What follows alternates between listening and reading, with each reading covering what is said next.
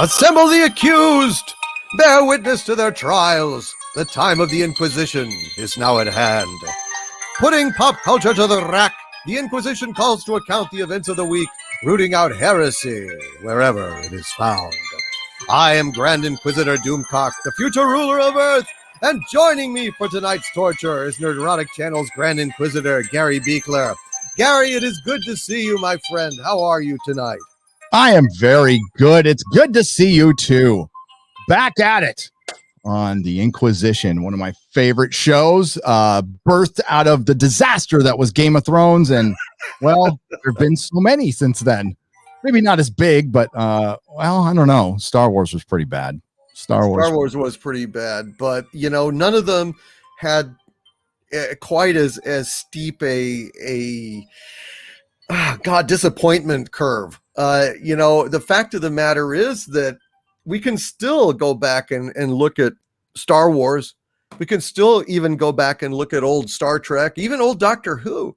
But what we can't ever do again is go back and watch Game of Thrones, because they literally ripped the guts out of it. You know, it just runs into a cul-de-sac of muh and suck.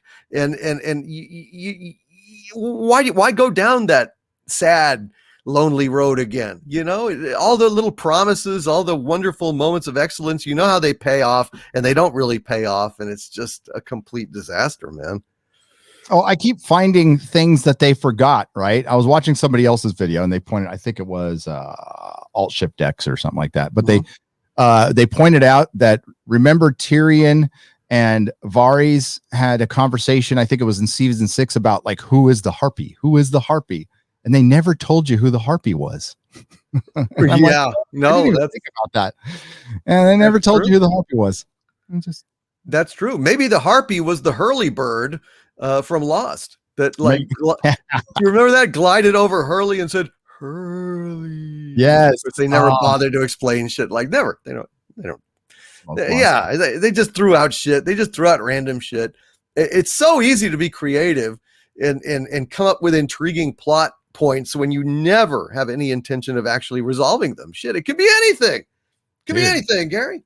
Can we mystery box a podcast, like start conversations and then just never finish them? Maybe. I think sure. If we were in a Bad Robot, I think that's a job requirement. I think we have to do that contractually. Welcome again, everyone. So yeah, we're going to talk about Lord of the Rings. We're going to talk about Disney's really bad week. It was 4 or 5 things, I think.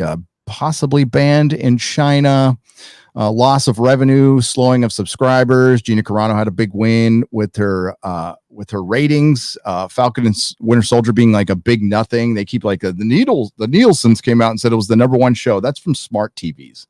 That's like a minute percentage of what people are watching streaming. And I'm sure it was probably the most watched show, just nobody cared afterwards, to the point where they're surprised that more people aren't complaining about Black Falcon. It's like nobody cares about Black Falcon. It's of course they were going to do it. We knew they were going to do it from the comics, and they did it. And okay, fine. I mean, like, well, it's even worse. It's even worse than that, man. I mean, not only do they not care about Black Falcon, they don't really care about Falcon anymore. They don't really care about Winter Soldier. I don't really care about Wanda anymore.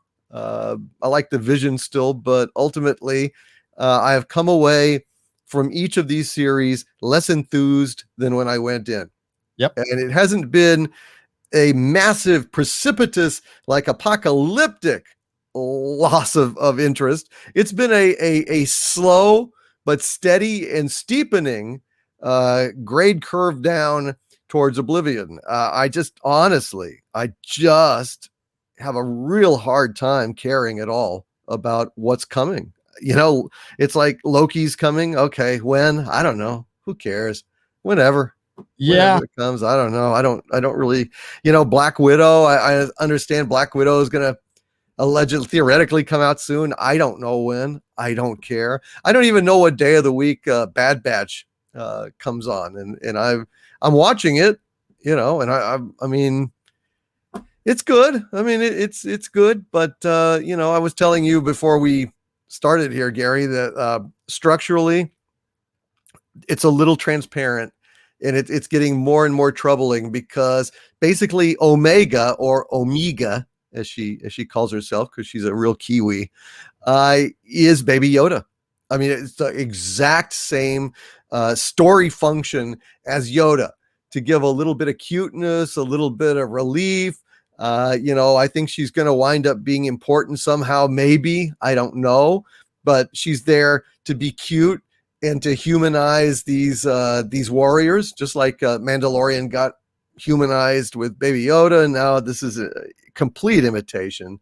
It's really formula. It's formulaic, and that's really the only complaint I have about the show. Is it's just so glaringly obvious that she's Baby Yoda, but otherwise it's a pretty good show, and I just hope they'll kind of get off that kick and just let the boys be the boys and let it happen. But I mean, it's turning them all into, basically it's like fucking 5 men and a baby. That's what it is. Yeah. It's 5 men and a baby with some guns.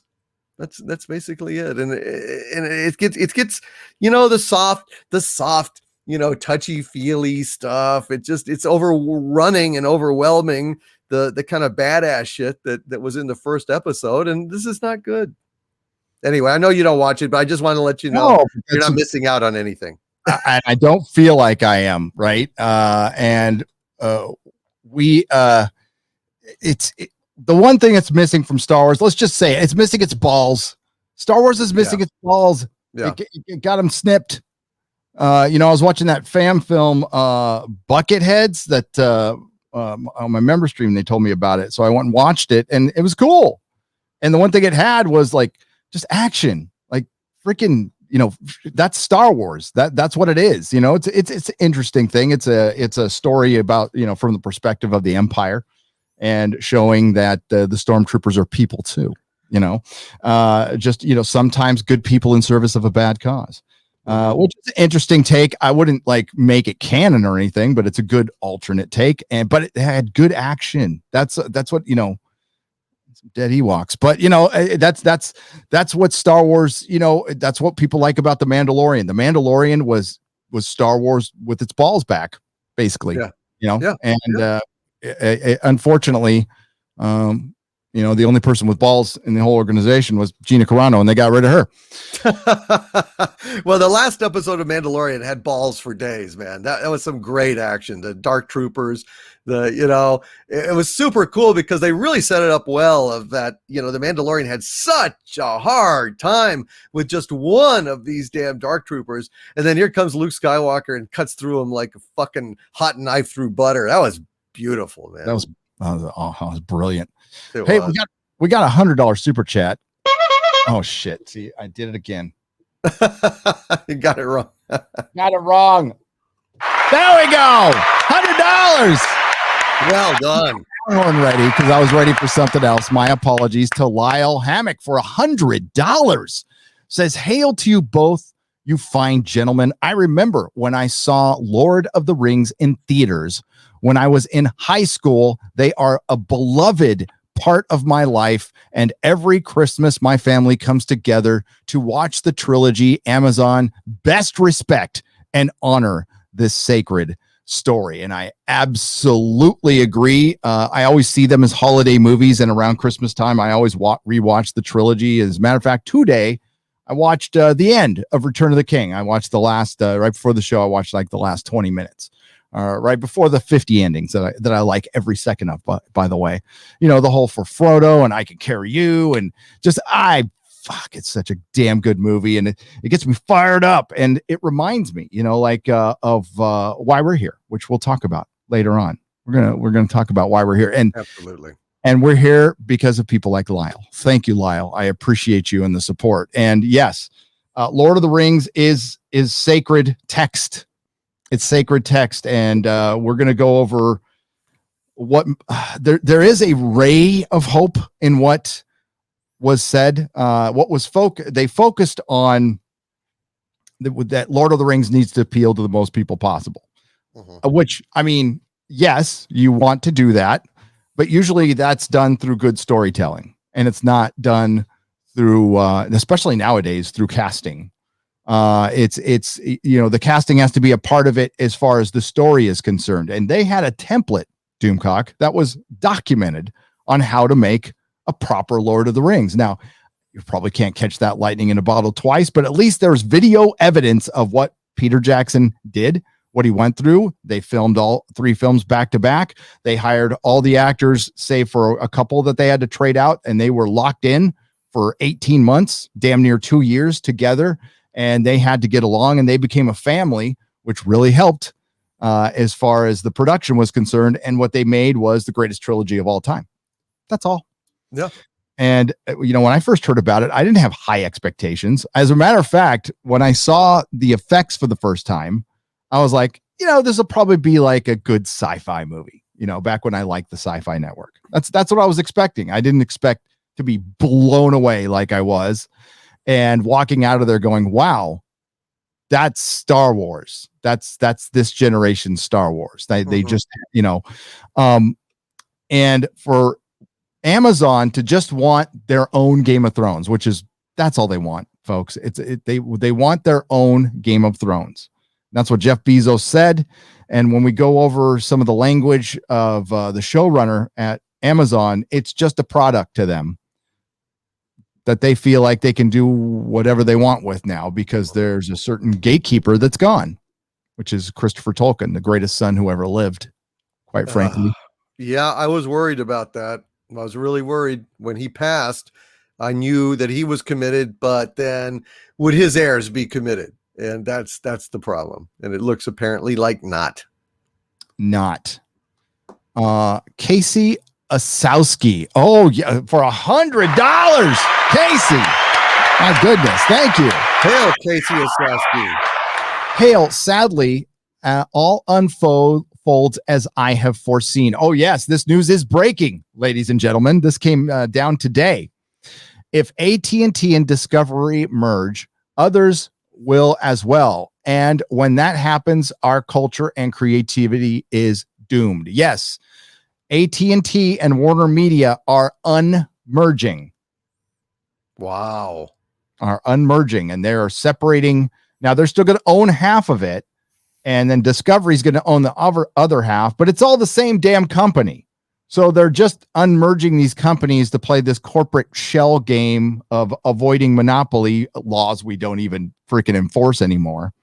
What this does to change things, well, AT&T's influence over Warner is gone, and Jar Jar is fully in charge. Well, kiss that goodbye. Kiss goodbye any hopes of any quality programming. Holy crap. That could not be worse news. Could not be worse. Is the worst of news. And we'll hit that article too. Yeah, that just came down, but it's like, I don't want to bore everybody with corporate stuff. But what does it mean to the stuff we like? What Casey said, doomed.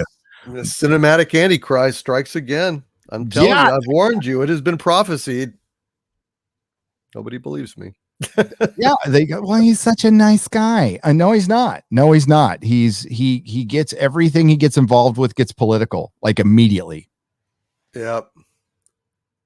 You could see like with Jupiter's Legacy, which I have not finished because I've been doing other things.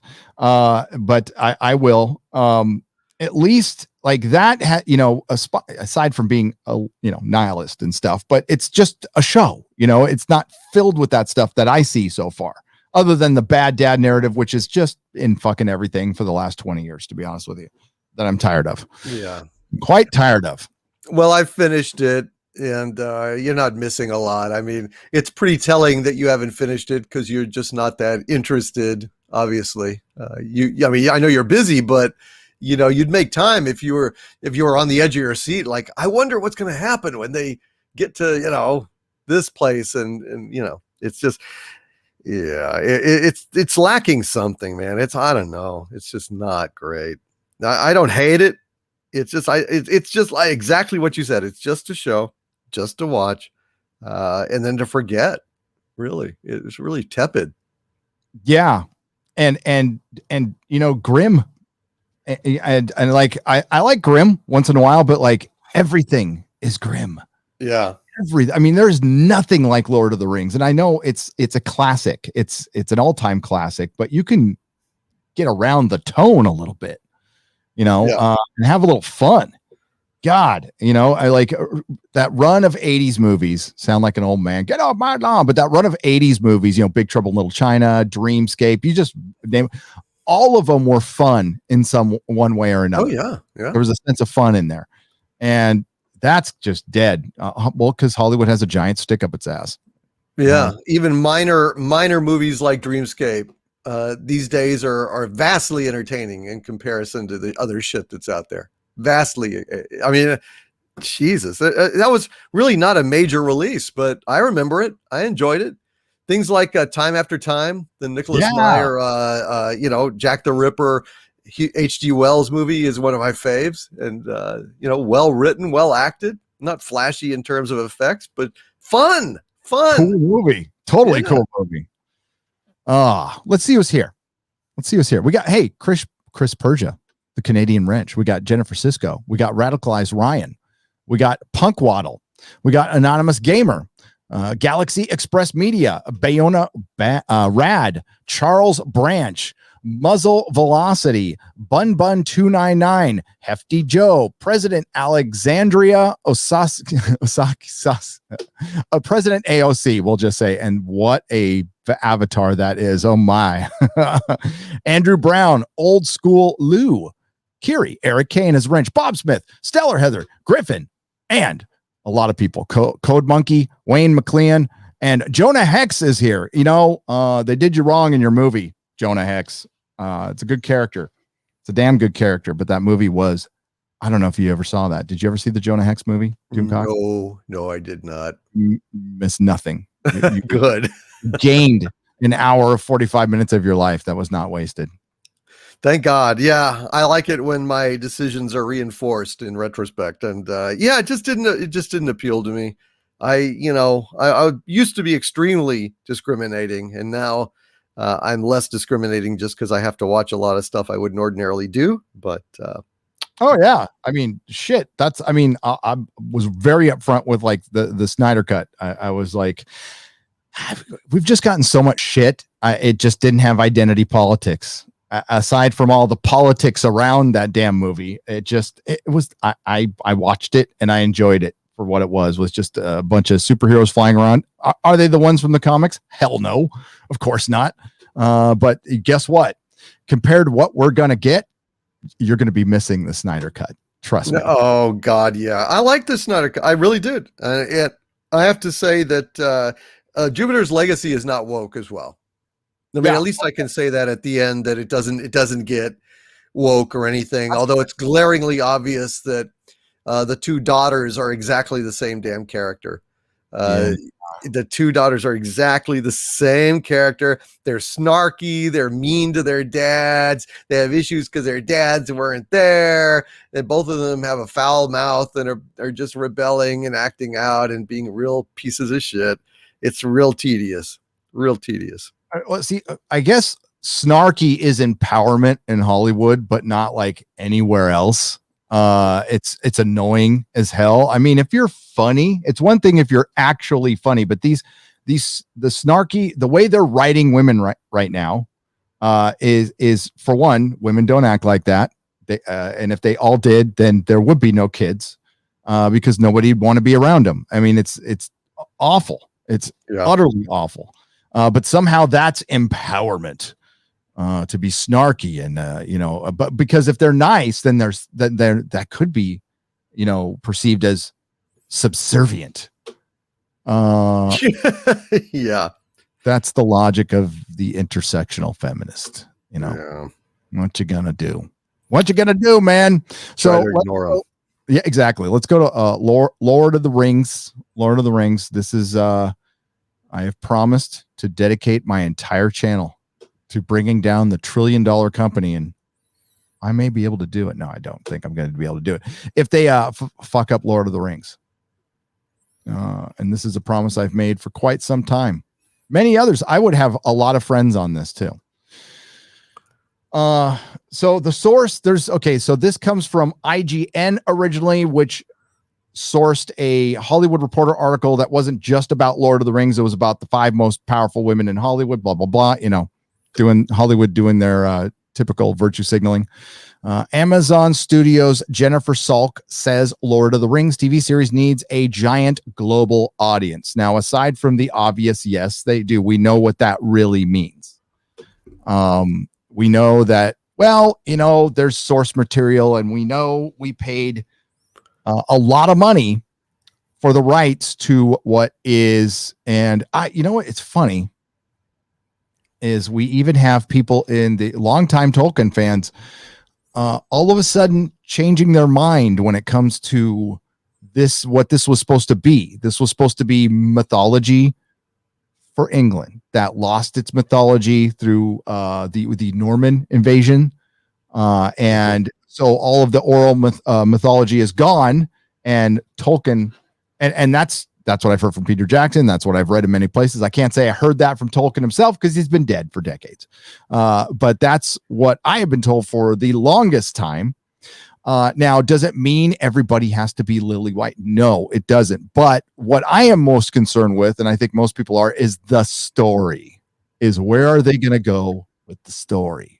And everything sounds like they're going to go Game of Thrones with the story.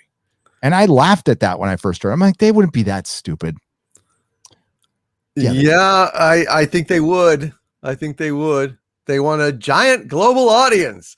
And to them, that screams Game of Thrones minus the flame out. But, if they go ahead and try to make Lord of the Rings fucking Game of Thrones, it's going to flame out on episode 1. It's going to be a big spectacular flame out because people are going to know that this is not authentically Tolkien. And if it's not, they got problems.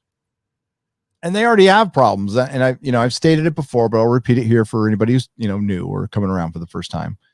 They're going to be adapting basically the appendices and some unfinished tales mixed in with the Silmarillion, which is this thick with no dialogue. So you're going to have to interpret a lot. And as a writer, if you want to do your job right, and by all accounts, there's people who say they are Tolkien fans on the staff, which is great. But Jar Jar said he was a Star Wars fan, and that could be, I bought a Star Wars shirt once when I was 13. I'm a Star Wars fan. You got to do a little more work than that. But I don't take these people at their word, and we've seen what they've eviscerated franchise after franchise after franchise because the agenda comes first. Representation comes first instead of, let's cast these roles and find the right person. And if that person looks a little different than Tolkien intended, so be it, this person's the best actor for the job. Right. In a Zoom call with Hollywood Reporter's Lacey Rose, Salk was asked about the show's first season budget, with reports claiming it sits around $465 million. Specifically, she was asked, what does the price tag say about the market today? And how well will it need to do just to justify a price tag like that? Well, this is an obvious answer, by the way. But this is crazy. Her response, by the way. Salk responded, the market today is crazy, as you saw with Knives Out deal. Did you know that they gave Rian Johnson like almost $500 million freaking dollars for 2 Knives Out, or like close to $400 million for 2 Knives Out sequels? That's ridiculous. Insane. Good God. Well, I guess they're just flush with money, so they can flush money. Yeah. Where did they get all this money over the last year where there was no theaters? Amazon? Well, I know Amazon did, but maybe everybody else. But that was Netflix. Well, Netflix. Yeah. Where the money came from. So yeah, that's a good question. Holy crap, that's ridiculous. Knives Out was not some kind of like big effects blockbuster. Why the fuck would you $500 million? Oh my God. They gave JJ $500 million. Well, yeah, I guess that's the going rate for trash and garbage these days. Used to be free. Oh well. Yep. This is a full season of a huge world building show. The number is a sexy headline or a crazy headline that's fun to click on, but that is really building the infrastructure of what will sustain the whole series. But it is a crazy world, and various people on this Zoom, mostly Bella and me, have been in bidding situations where it starts to go incredibly high. There's a lot of wooing, and we have to make decisions on where we want to stretch and where we want to draw the line, she continued. Salk then addressed how Amazon will justify the price tag as for how many people need to watch Lord of the Rings. A lot, she laughs. A giant global audience needs to show up to as appointment television, and we are pretty confident that will happen. Wow. Okay. I think they're high. I don't think that's going to happen at all, but I guess we'll see. We'll see. I do believe the Mortal Kombat actor came out recently and said something about Lord of the Rings not having enough representation. Fuck your representation. Just fuck your representation. Fuck all your little formulae and all your little accounting and your diversity checklists. You go take all that shit, wad it up and shove it right up your ass. You people are idiots, and you've got to learn the hard way that you got to make something entertaining to make us watch it. If it's not, nothing that you do, no diversity, no gaslighting, no shaming, no fucking stunt casting, nothing is going to save you. If it ain't on the page, it ain't on the stage. We're not going to fuck around with you. We're sick of this shit. Sick of it. Absolutely. And okay, so this is I've brought this up in a video before. These are, letters between Tolkien and Father Robert Murray. Tolkien's vision in a letter numbered 142 to Father Robert Murray. Tolkien described The Lord of the Rings as a Catholic work. He wrote, "The Lord of the Rings is, of course, a fundamentally religious and Catholic work, unconsciously, so at first, but consciously in the revision. This is why I have not put in or have cut out practically all references to anything like religion, to cults or practices in the imagery word, for the religious element is absorbed into the story and the symbolism," he continued. Tolkien then wrote, "However, that is a very clumsily put and sounds more self-important than I feel. For as a matter of fact, I have consciously planned very little and should chiefly be grateful for having been brought up since I was 8 in a faith that has nourished me and taught me all the little that I know, and that I owe to my mother, who clung to her conversion and died young, largely through the hardships of poverty resulting from it." So, I mean, in the second age, we're going to be probably watching or seeing the fall of Numenor. The fall of Numenor is, just to put it to its basic level. And again, they can mess with this a lot, but basically there is a falling out with God, and we have a group on Numenor, or there's people who were loyal to God and people who were loyal to the king. And the king, who was being influenced by Sauron, who was he surrendered himself and then was taken prisoner and then became an advisor. And then all of a sudden they were doing human sacrifices. So that's some dark shit that they could do. And it could be very entertaining and stuff, but are they going to stick to that theme? I don't know. I have no fucking idea what they're going to do. Are they going to be messing with the king? I am not a scholar in this, but as far as once you change certain roles, then you change the story fundamentally, right? So once you start plucking out things that were the author's original vision, you are plucking out the foundation of this story. Now you're going to hear people whining and crying about, "No, you're just a Rossicist." No, I just want a good story. And I can see them deviating from that, like immediately. Everything they've done, Bad Robot being involved, having two showrunners who have no experience, and then shunning people who have worked on, John Howe, Tom Shippey, gone. Like, they don't want anything that these men are alive. You could certainly talk to them, and they'd be the best people to talk to for this. Oh, and then Peter Jackson's around too, Uh-huh. So if it doesn't look like it fits into the film version, then I'm getting Watchmen vibes, Watchmen TV show vibes, which is bad. You are not wrong. This is exactly the vibe I'm getting. Wokeman. We're getting basically, elf lives matter. That's basically what it's going to be. And just the look of it, it's just so fucking woke.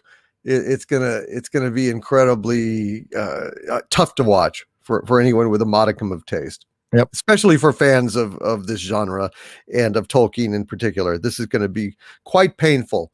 And it looks like all the safety brakes are off of this train. With the loss of Christopher Tolkien. Yeah. The thing is got no brakes anymore, and it's just hurtling towards a hefty payout for the Tolkien family and a train wreck for Lord of the Rings narratively. It's not looking good.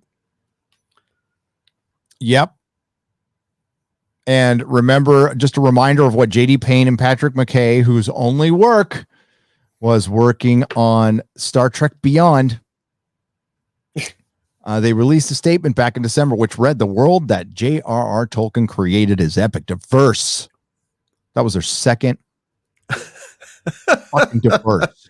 Diverse.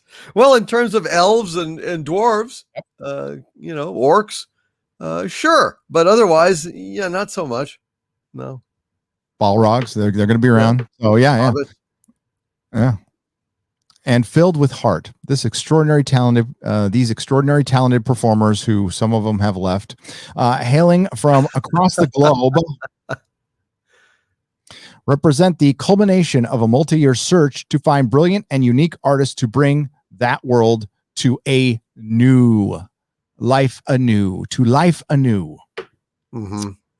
Yeah. Well, if we go quickly to the source article, there's only one thing that Jennifer Salk brought up that I thought was very interesting. I look forward to hearing this. When Jennifer Salk. Okay. All right. So she's talking about the bidding process and what she's coming out with, and follow me on this one. Okay. Because what she says here is interesting. That's all. I don't know what's going to come of it, but remember when they put the word escapism in the MCU trailer? And we're like, that's interesting that they use that word. Yeah. Jennifer Salk says, "We had a lot of projects in the works leaning into a lot of serious issues. If you look at them, Covenant, or the Underground Railroad coming, even One Night in Miami, it's heavier content that you really need to invest into. What we realized, and it wasn't a big surprise to me, with something like Coming to America 2, suddenly everybody's like, please, I want to go to a party. It's helped us refocus a bit on accelerating some of that balance going forward." Wow. Almost like they are acknowledging in some weird way that not everything should be a fucking platform and filled with woke bullshit and shaming and isting and foaming and just entertain people. You think that they've kind of, that's sunk in a little bit? It's going to have to, because I think the repercussions are here. Like once this is a streaming bubble. It's going to burst. I don't think Amazon's going to be affected at all. Amazon could buy Hollywood right now, but some streaming services are going to fold. They're going to have to remerge. You're going to have to be part of something like Amazon in the future. But Amazon this part is still run like a business. Believe it or not, they still cancel TV shows. And if Lord of the Rings, I'm sure they'll give it 2 seasons. Shit, they gave Star Trek Discovery 4, so it could be crap. But it very well could be the biggest flop of all time. I hope it's good because we need something good. But to hear that acknowledgement that people want to have fun again, oh, that's nice. I mean, it's 4 years too late. We have been talking about this for 4 fucking years. And all of a sudden you're like, oh, people want to have fun again. Wrong thing. Yeah, no shit, Sherlock. Or Irregulars or whoever the fuck is doing Sherlock Holmes's work for him these days on Netflix. I hope that stuff goes into oblivion. Me too. This is the crap that we keep fucking hearing from them, but of course they're going to come around on it too late. We even predicted it last year. We're like, they're going to come around. They will come around. I don't know if anybody's going to be around to do it. And I don't know if people are willing to come back after, divisive 4 years doesn't even begin to cover it. They were attacking fans, openly attacking fans, paying customers over and over again. Mm-hmm. Yep. But again, it goes deeper than that too. And that's why, people can just walk away. That's good. But if everyone walks away, then nothing's going to change. And you're just going to, I don't want to live a life in solitude, right? I don't want to live a life in solitude where I'm cut off from the world and I don't want to interact with people anymore and just go live in a freaking cave somewhere. That's not how I want to live. So I will do what I can to change the world as positively as I can, but while still calling shit out. Yeah, that's what we have to do. I mean, if you care about something, you fight for it. And, unfortunately, sometimes that's a little unpleasant, but it has to be done. Otherwise, you're just conceding things that matter greatly to you. And you'll never get this stuff back once they finish tarnishing it. We are putting resistance up. We are making an impact. We really are. I think we're winning, but it's a slow process. It's one you've got to stay the course on. Otherwise, they will just blow past us, and before you know it, all this hope will be lost. Yep. Not ready to be there yet, though. Not ready. I mean, like it's still. We still have. We have a lot of great people in the chat. We have a lot of great people out there. Out there with having our back, constantly going at it on Twitter if they want to. And there's a lot of stuff going on I have no idea about. So, and then there's people in Hollywood who, I hear through back channels that, oh yeah, we want things to change, but nobody's willing to say anything or risk their job yet. Yeah. Which they can't, of course they can't.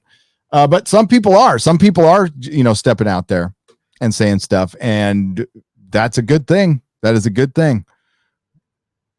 Yeah, absolutely. That's the only way anything can ever change.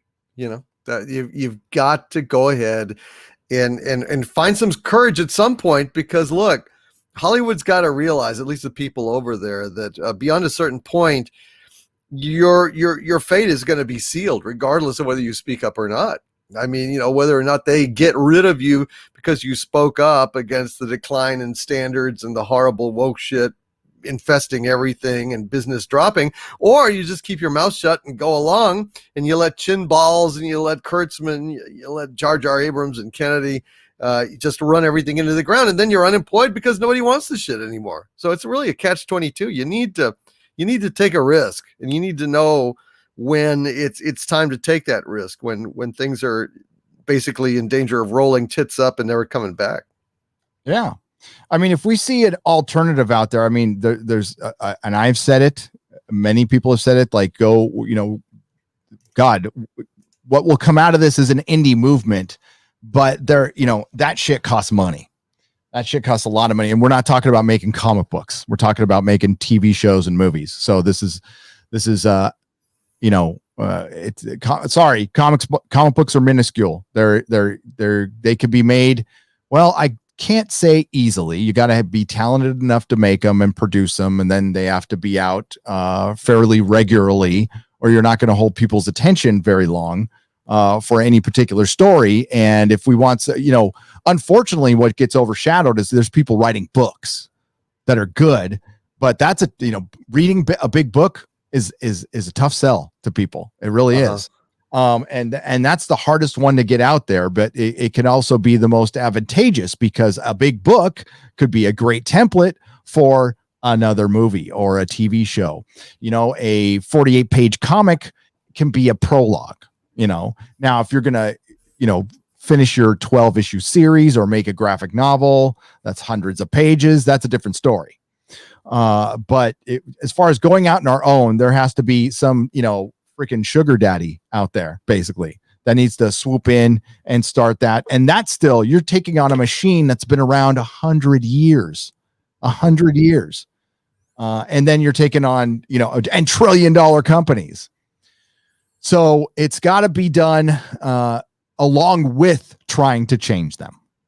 So you still have that opportunity. And then once something becomes successful, once one thing is successful, people want to copy it. It brings other people to it. And then maybe some of those talented people working in Hollywood will start wanting to work on those independent projects. There's a lot of wasted talent in Hollywood.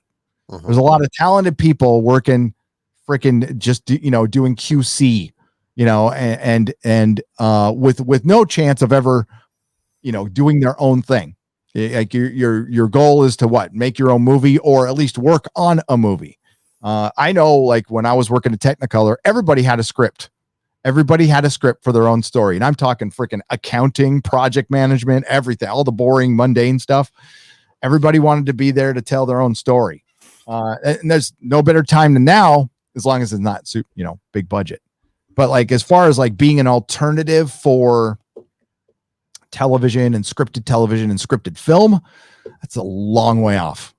You can start it right now with there's fan films.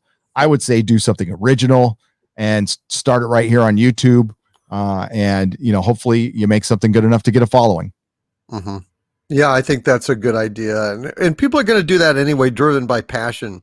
But it just takes a lot of luck to stand out enough to kind of be heard above the din of just the sheer bulk of stuff that's out there. But quality will out. I think ultimately you make something good enough, people are going to notice. I think that's what you really should be primarily concerned with if you're doing this kind of thing. Make it good, make it something you love, and hopefully if the quality is there, people will find it. Yeah. With it, and like on the business side of comic books, yesterday I went to my friend's shop. We had a long conversation about how the comic retailing industry is surviving. And it's very interesting how it survived. For one, it's booming for certain shops. Certain shops are having their best years ever because they dealt in back issues. Because they had the infrastructure already there. They had websites ready to go, and they've been selling back issues for 3 years, some of them for, couple decades. And they are killing it right now. And as much as the mainstream is losing that money, even the indie sphere is losing some of that money too, because those are the shops you need to maybe get a crack at as selling your books in. Because if you can influence some of those guys, they're still gatekeepers to a certain point. And if you make a couple of them happy, you could sell a lot more books. I wouldn't necessarily cut everybody out. I just think that would be cutting off your nose to spite your face. You want to sell to as many people as possible. So that was an interesting thing. We also heard that bags and boards are going to be, certain type. E. Gerber is shutting down. They make my little prestige Mylar ones. Right. Yeah. They were repurposed to do make COVID supplies. So they got this big government contract. So they shut down bags and boards for a little while.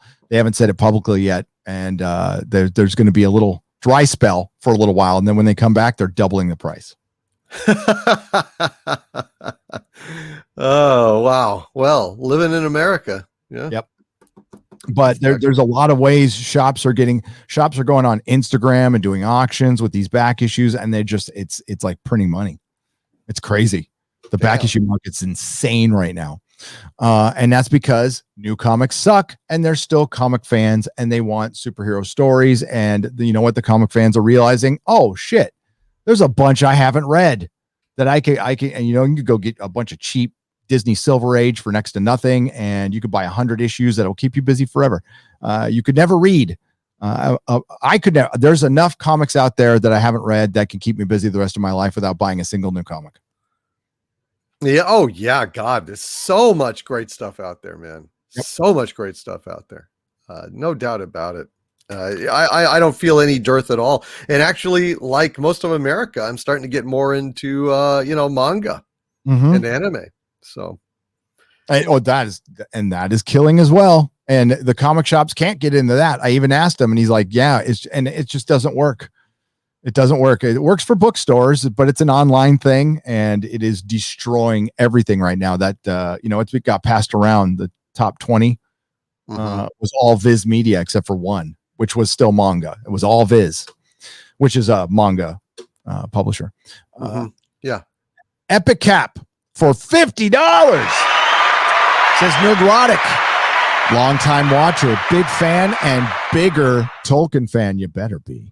Own all extras, including History of Middle Earth.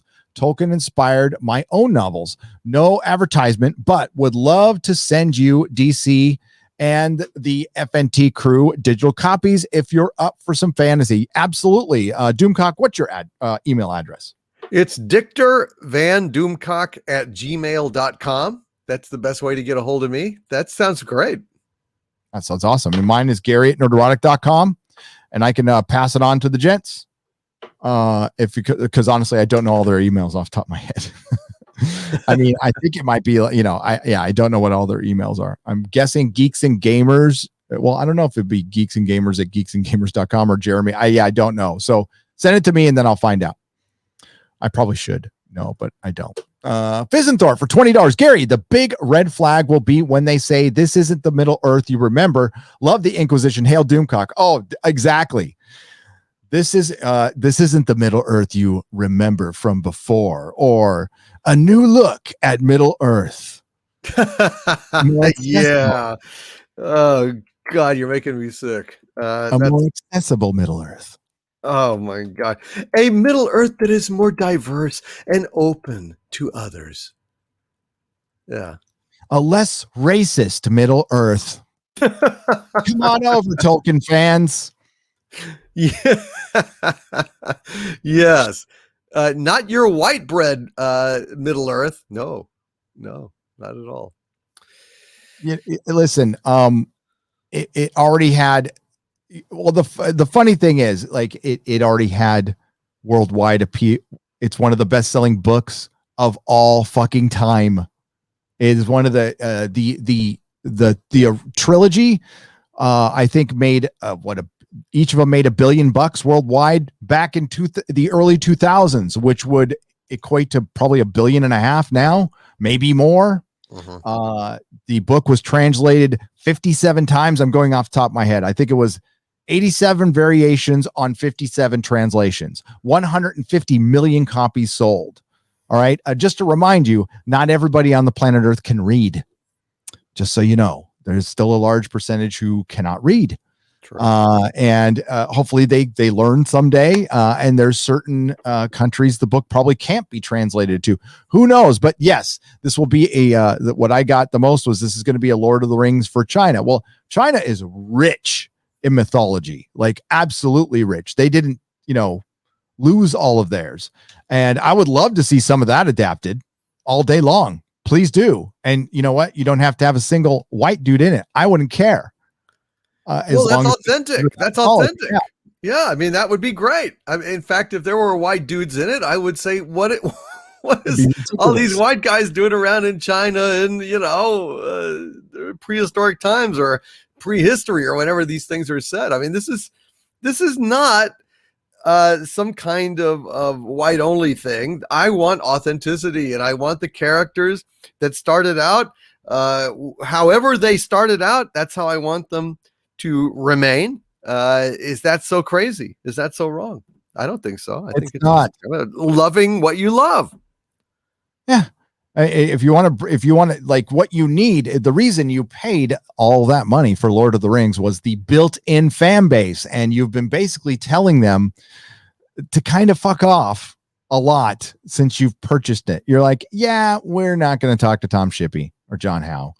Yeah, or we're going to hire Bad Robot. It's like, what the fuck? And we're not really going to interact with the fans very much, which they haven't done at all, like zero. Right.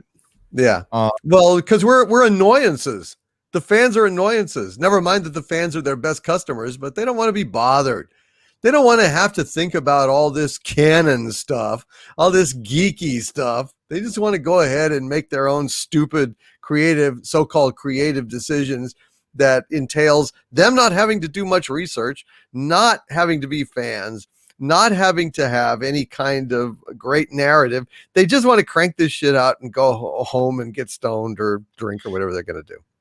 Yeah. I won't bring up the article again, but the article was 5 most powerful women in Hollywood, and Ava DuVernay was there. Are you powerful if you just got fired off of your Jack Kirby DC movie? I don't think so, but I digress. Salk talked about the bidding war and how amazing it was that there was women bidding with millions of dollars. And I'm like, that's amazing. Now you're going to prove that women can be just as stupid as men. It's going to be great. But none of them talked about, like, you know, this is a passionate fan base. This is a sacred story. This is one of the greatest stories ever told. And of course, it's the last franchise standing. And that's what my last video was. They're coming for Lord of the Rings. And now tonight is they're here. They got it. They got their meat hooks in it. And they're going to shred this thing. And it's going to be woke as hell. Absolutely. Yeah. That's guaranteed, dude. They've got their hooks. Bad Robot has got their hooks in Lord of the Rings. Bad Robot's got their hooks in the DC universe now. They've got their hooks in fucking Star Trek. Is there any doubt that Jar Jar Abrams is the cinematic Antichrist? I mean, I've said this 50 million times. People, believe me. This guy is a walking contagion. A walking biblical plague of locusts that just descends on these fucking franchises and just runs them into the ground. The angel of death does not pass over any franchise that he touches. It goes right down for the kill.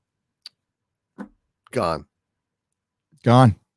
And why do we give a shit? Because we're nerds. We love it. Yeah, that's why we're here, because we love this stuff. And we care, and to some, we might care a little bit too much. That might makes us a little weird, like nerds, like outsiders. Yeah, the way we've always been, the way I've always been. Very fucking happy to be there, by the way. Yep. Very fucking happy to fight for it. And you know, like the one thing, Doomcock and I, like we actually watch the shit we talk about. We actually read the books, read the comics, watch the TV shows. Yes, we do. As painful as it is, often we do it. Yeah. And it's because we care. We also want to be informed, not come off half cocked. And, you know, this Lord of the Rings is something like if I could get away with it, I would talk about it all the time on my channel, but I'm not a lore channel, you know, maybe someday, maybe my YouTube retirement, I'll just do lore. No, I like also talking about pop culture and shit. The lessons to be learned, what we're seeing here, we are waking people up every day. I just had a member stream this morning. I know you do them as well. We get to talk to our members, which is a fucking great experience, by the way. I love it. It's my favorite part about this channel. And I also found out that we, you know, as I've said before, we get new people every fucking day. Mm-hmm. Every day we get new people to this fight. To some, this has been that we've been doing this forever. You know, 3-4 years, hashtags come and go. Doesn't matter, because the fight's not over. Is everything cool? Is everything all right? The last time I checked, everything wasn't fucking all right. Things are still pretty shitty. Yes, they are. You're gonna just fucking give up? Be a bunch of pussies? No, we're not going to be a bunch of fucking pussies and give up. What you do is you try to fight, and you can make your own stuff, but you continue to fight, or you're going to get crushed, and your independent voice will be snuffed out. Yep. You cannot be complacent, because these people are moving against us every day. Every day, little bits of our culture, our heritage are sold out from under us, and given to some hack that doesn't have any business monkeying around with these great narratives.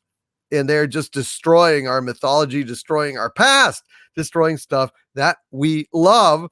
And we've got to stay on it. We've got to keep resistance up. We've got to keep telling people why these things stink, not just bitching about them, but analyzing them. When we discuss it on the Inquisition in our review videos, we have to make it very, very clear what they're doing, why they're doing it, and why it's bad.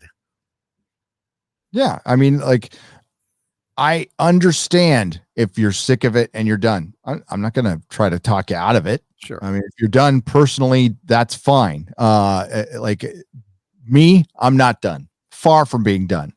I'm persistent. Ask my wife. I'm persistent. And I think we can win this. I absolutely do. There was a time where, I wasn't so sure, but over especially the last 6 months, where I see the sentiment, not of Hollywood, but of you guys, because you're the ones who drive it. Hollywood has no idea what you like, and they'll never know what you like.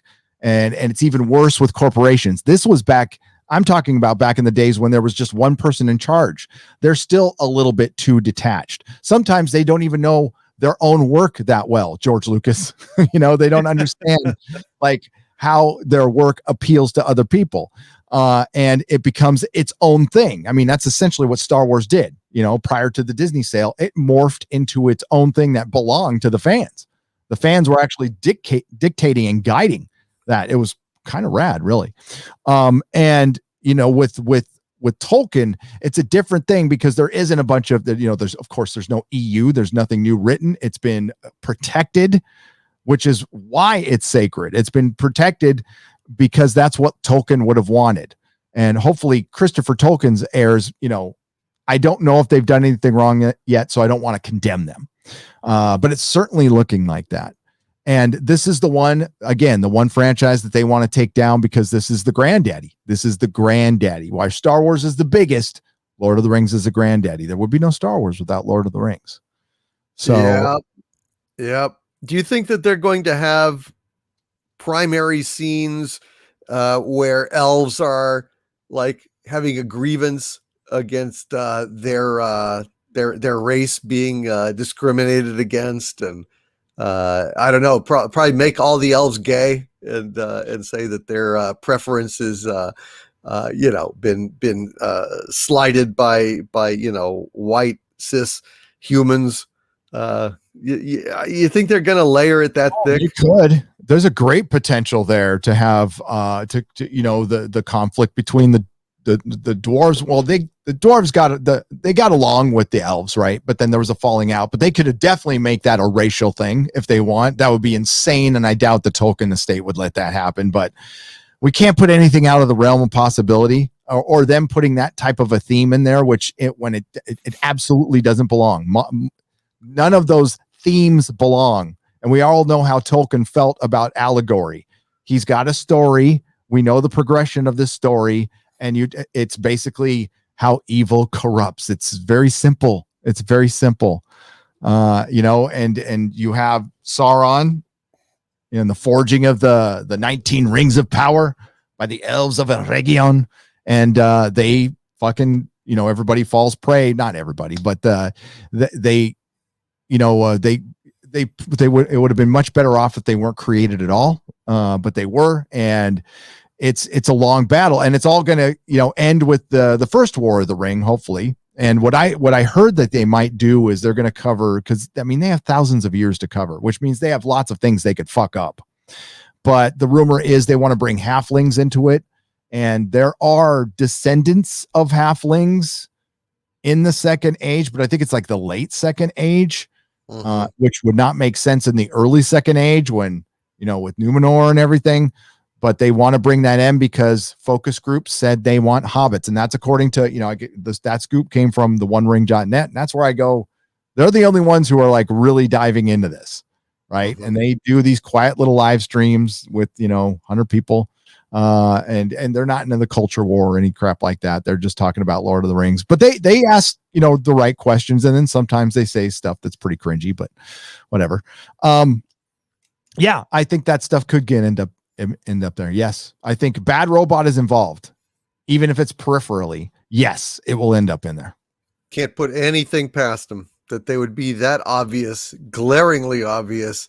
In fact, really, we're just one woke Tolkien away from having this entire thing taken over. Like if the family was like, oh, well, that's trendy, and oh, we support this, and oh, we've got to do something about racial discrimination. So let's go ahead and fuck up Lord of the Rings. I can just see it coming, man. I mean, this is definitely not something that is improbable. It's something that's all too possible. Well, yeah, and we already, Tom Shippey worked on The Hobbit. And they messed with, like what they did to, oh God, that love triangle was just. Because I like watching The Hobbit. It's a guilty pleasure, but anytime the love triangle scenes get in, it's boop, fast forward, gone. Wow. I wish I could just edit that out. I'm surprised you like it. I couldn't really stand it. Honestly. Yeah, I do. Like I said, I fanboy out on some stuff. That's I've always been like that. I'm not. I'm hypercritical on some stuff, but not on everything.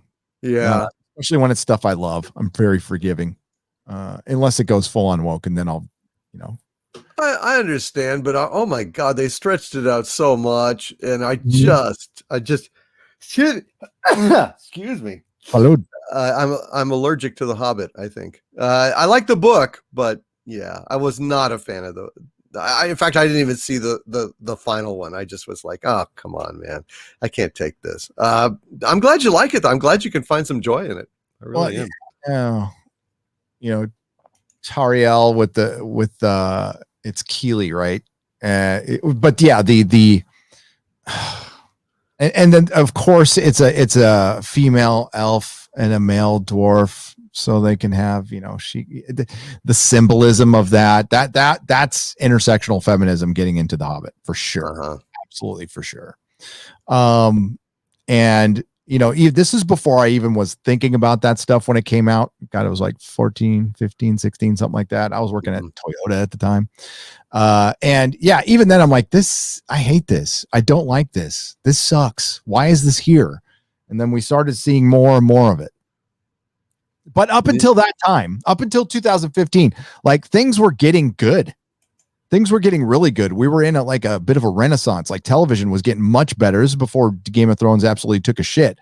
So when Game of Thrones was still really good, it was raising everybody else's game up. Of course, that's when we got Daredevil season 1. I'll never stop talking about Taboo because that was a fucking good show and I loved it. Mr. Robot started out pretty strong. Legion started out strong. There was some good shit out there. And it just once it passed this line, man, it went to crap. And maybe we're at the end of the cycle. I don't know. Or maybe this is the last cycle. We're seeing 20th century models die. Late night television's dying out. Uh-huh. It probably shouldn't have lasted this long. It got an extra fake bump from the Orange Man years, but now that Orange Man is gone, you heard Conan O'Brien is announcing he's done. And out of all the late night talk shows, he was the best of them. Now, I didn't watch any of it over the last 5 years, so I don't know if he fell into the whole Orange Man bad thing every night or not.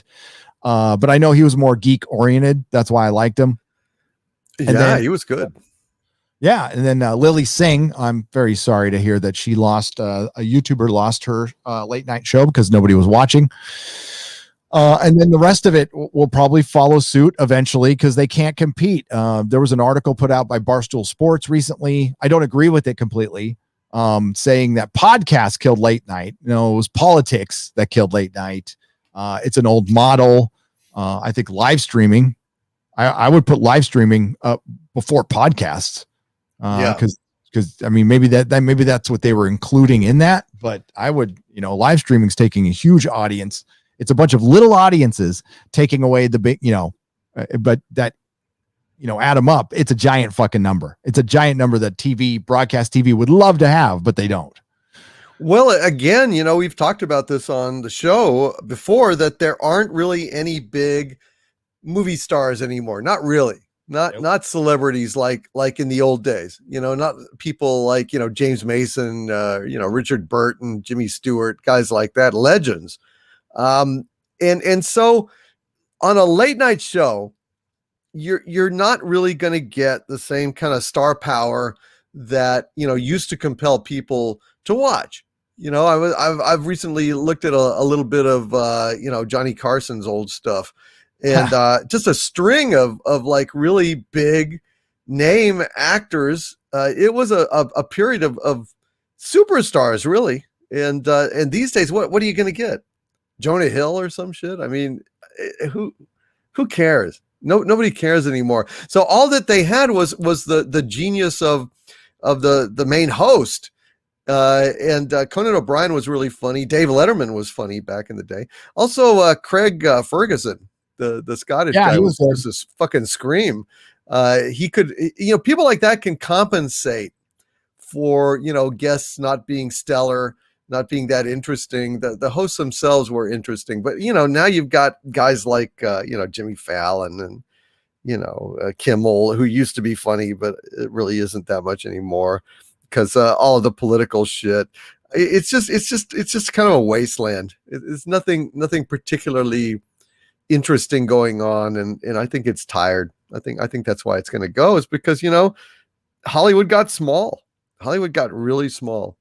There really are not superstars anymore. Not like there were in the past. No, that's going to change. Like something will fill that vacuum. Will it be social media? I don't know. Maybe it seems to be happening again. Gina Carano is a pretty big fucking star right now. I would say the hottest star is Gina Carano. Mm-hmm. He fucking fired her, you dumbasses. I'm looking for the article. Maybe it's not here. That there was that Mortal Kombat actor. Yeah, I haven't heard anything about this one. Yeah. I thought it was at Bounding, but I don't see it. But we could listen. Lord of the Rings is something I've loved my entire life. I read it on and off, like all the time, like all the fucking time. I'll watch the movie, like little pieces of it all the time. It's my happy place. And it's whatever Amazon does, they can't fuck with Peter Jackson's Lord of the Rings. That's what I'm not worried about. Like, what they did to Doctor Who. They can go back in the Second Age and say all the fucking shit they want, but I have a feeling it won't look anything like it. And yeah, there's big problems coming along. Again, this is a Catholic. This was a story written by a devout Catholic. Now the story is, even though the man said, it's Catholic, I never saw it as a Catholic story. I never saw it as a religious story. They mentioned God once or twice, but it's just in passing. They wanted to weave it into the narrative, kind of like Lewis did with Chronicles of Narnia. Same exact kind of deal, really. Yeah, and what are they going to introduce that Tolkien would not want in there? Everything. Not every show needs LGBTQ representation. Not every show. Also, you can have an entire LGBTQ show with no hetero representation. That can exist too. They Absolutely. Can both in this world, because you can do whatever the fuck you want. But see, Hollywood can't do what it wants right now, and that's going to be its undoing. Ultimately, is it can't write what it wants. You talked about it. I talked about it. That fucking ridiculous indoctrination that Disney was. I did hear, and it did make sense, that was state mandated. Oh, in California. Yep. So that means other companies are using it too. To what extent? Don't know. But we'll find out. God. We'll find out, especially if it's state mandated. Oh, that's awful, man. That's awful. Good God. I was talking to Jamie, the comic shop owner. And he's like, "Why are you leaving, dude? Like, you've lived here your entire life." He's like, "Yeah, the politics suck, but do they really affect your daily life?" I'm like, "Yeah, they do. They did. They like shut down my wife's business, but then like my kid's school and now state mandated critical race theory. It's like, fucking later, dude. I mean, like, I believe in fighting. I do. I like, if I thought it was worth it, I'd stay. But I got a kid, they're making it harder for private schools here. Everything's fucking expensive. No thanks. I'll go to Texas where I'm more free and shit's cheaper. True. Yep. But it's going to affect all our art too. So let's go. Okay. Sentencing. Oh man, I got a bad feeling about this, to quote a certain Corellian pirate of our mutual acquaintance. It's premature. I mean, we haven't seen shit in terms of actual footage, but I don't know. Put them out on an island with some supplies and see what develops, isolate them from us and from the rest of our audience and pop culture. I don't know. Yeah. I don't know. Doesn't Australia, I know they're New Zealand, but Australia has like 7 of the world's deadliest snakes on it or something like that. Yeah. We'll put those snakes on it. You survive that, then you can write the story. You know what real survival is. And that survival won't depend on somebody's representation. Yeah. On their mind, their wits. No, every show has to have a lot of LGBTQ representation, Gary, because God knows, isn't half or 60% of the population gay? Yeah, except it's not. Oh, it's not. What percentage of the population is gay, do you think? 4. That's pretty high, I think. What? 4%. It's only 4? Yeah, 4. It's only 4. It's only 4. And so every fucking show has to be preaching about LGBTQ issues and have representation and so on and so forth. Yep. Boy. Oh, and we can go ahead and cancel redheads right and left, because they're only like something like 2% of the population globally. Yeah, they are very rare and feisty. And we have to go ahead and cancel them. That is absolute racism right there. That is like discrimination, bigotry. That's the worst shit, dude. The worst. Absolutely. Daniel for $100. Daniel says, "I'm not white. If I met Gary in a comic shop, I know we would strike up a friendly conversation based on our shared loves. That is what brings us together, not whether he shares my skin tone. I want an all-white, mostly male Lord of the Rings because that is Tolkien's world. Yes, it's okay to have a mostly male and it can be predominantly white story. It's not a bad thing. Okay, it's just a thing. It's just one story, folks. Go make the original. Go make your own. Make an LGBTQ fantasy. Do your own. But they can't. So they have to come in and make this one accessible. But we've said this before. Every time they make something more accessible, less people watch it. This is very true. They do not. The reason that they don't make those kinds of projects is because they are pretty sure that it's not going to really clean up. People are generally not going to be that interested because the writing will not be great and they don't have the wokeness to hide behind when people criticize it. And it's just, it's so much easier to just vandalize something than create something from scratch. Yep. I think, it depends on what they do in the show as far as the representation, as far as like how people look. That my main concern is the story and what they do with the story. That's where things get fucked up. Casting is going to be casting.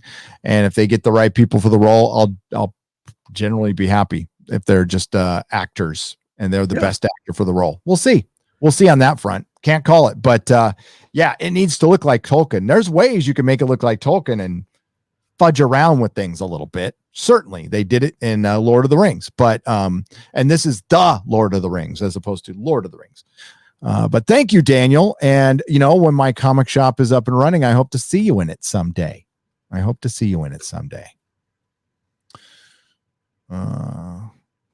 All right, $49.99 from Mr. Zadok. It says, "Bless you too. Trust me, I was named after a high priest. Bit of business, but sent you my first Streamlabs donation, Gary. But would you like to know if it functions like a super chat, or do you get to leave it right on the air? Love you too. Keep it up." No, I leave it.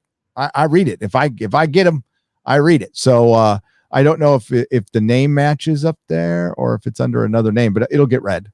It'll absolutely get read. It's more advantageous than super chats because they don't take anything. Super chats take 30%. Streamlabs doesn't take anything. But you must have it under a different name, Mr. Zadok, which is fine. It'll get read anyway. I promise you. Doomcock, our next order of business. Yes. Do we want to talk about? Well, I guess we'll talk about. Disney overall. Its growth has slowed. The MCU looks like it's in trouble. Well, when you snap away, half of the population, and then you have to jump through hoops and bend over backwards and tie yourself into, chronological narrative knots to go ahead and bring things back to essentially the status quo. And then you've got this whole woke agenda where you're trying to turn it into the MCU. Yeah, I think trouble is a little bit of an understatement, but your point is well taken. Yeah, they're not going to fall anytime soon. All right, the death of Disney is not imminent or anything. But beginning of a long end, their reign of being dominant, I think, is over. I think that could end. The MCU was it for them. The Star Wars movies, whatever they come out with, there's no sure thing anymore. Like the sure things are gone. So the MCU is looking mighty weak right now. Mm-hmm. And now, for one, it's not official yet, but Shang-Chi and the Eternals are not on the list for Chinese releases. Oh dear.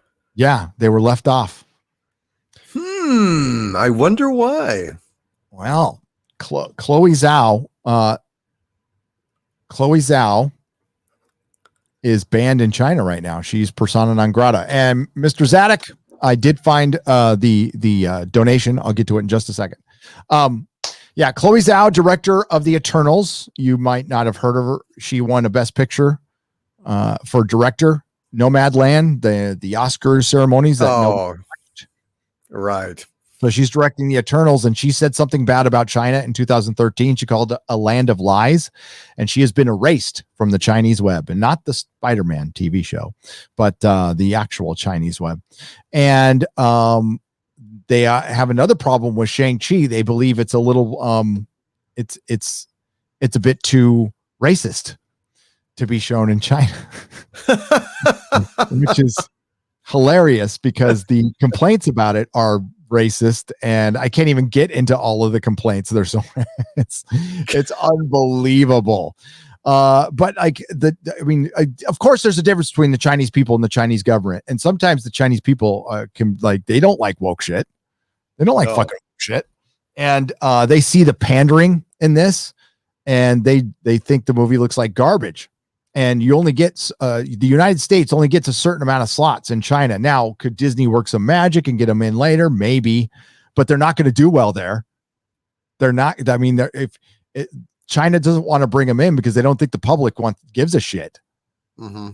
And they think it might be another Mulan. We could have 2 MCU flops. You know how much we need an MCU flop? I hate rooting for a movie to flop. I do. It's not something I like doing, but the MCU needs some fucking humbling, some big time humbling.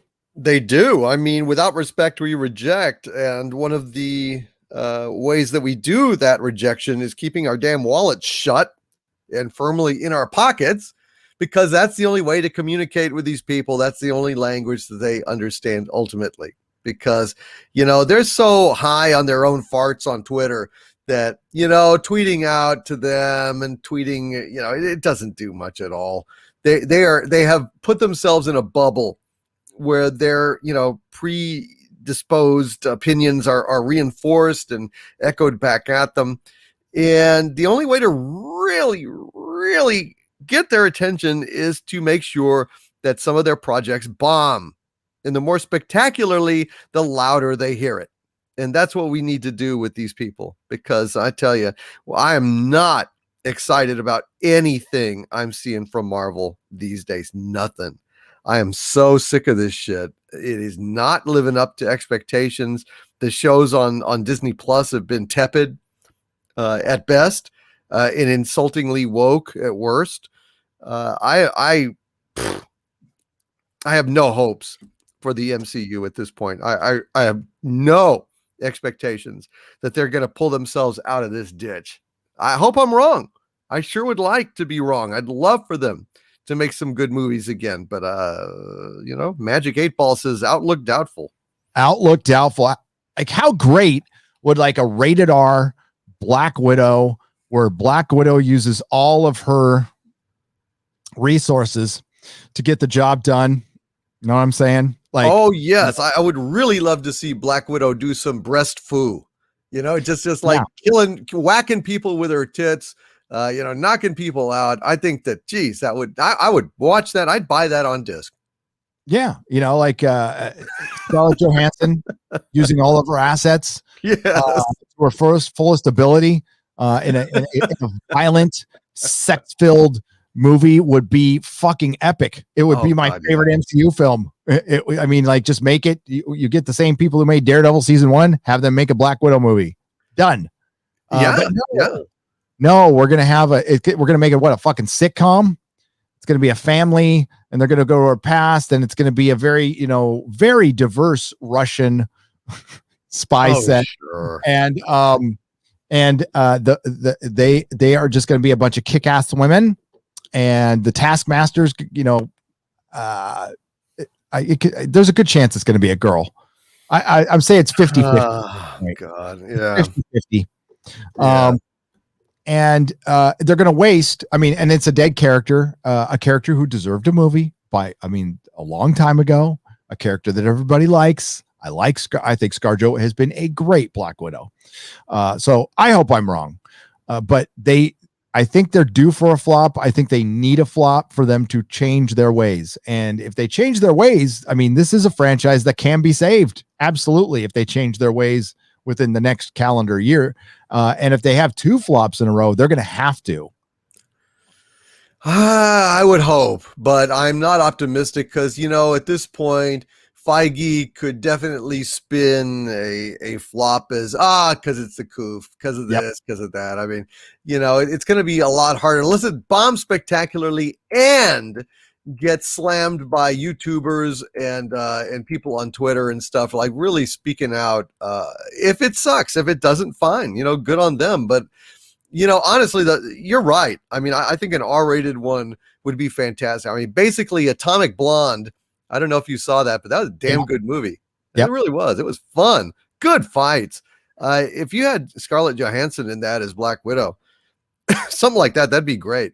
Also, alternately, if you made it R, you could have Tarantino or somebody like that come in here and make a Tarantino making a Black Widow movie. Fuck. She wouldn't have her boots on, she'd be barefoot all the time, but that's fine. And I like that. So he and I share that affinity. So I'd be all for it, man. All for it. But unfortunately, I don't think that's ever going to happen. No. What did Tarantino say he wanted to direct? It was some property. It wasn't Star Trek. It was something else. Can't remember it now, so it's not important. But really, they have great potential still. They have some great characters, but we're rushing into Shang-Chi, who just looks like a guy who looks like he stepped out of some Vegas show to do some kung fu. And then there's Eternals, which looks like a Vegas show, Yeah.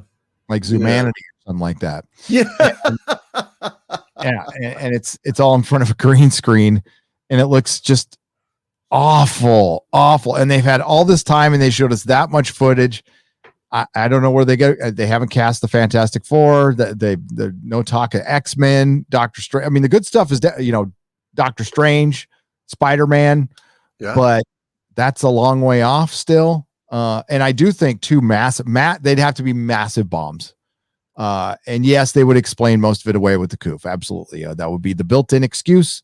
But remember, Solo bombed so spectacularly that they canceled all the Solo Star Wars stories and rethought everything.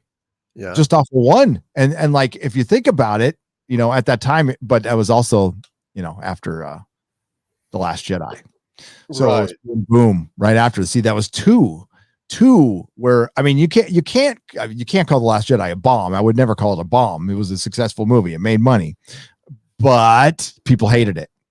So then it was followed up by a bomb, and that brought change. Now, was it the right change? Well, you did get the Mandalorian out of it. You did.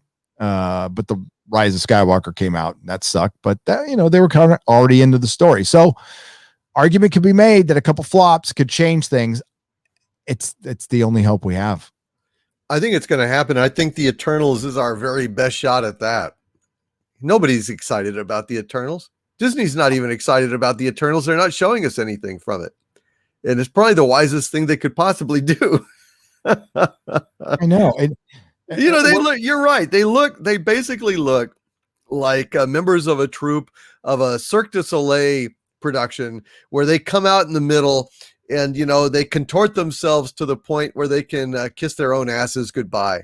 You can just see it. Usually it's like small ladies from China that do this, but the Eternals look like they're going to step up unless there's an ice skating rink.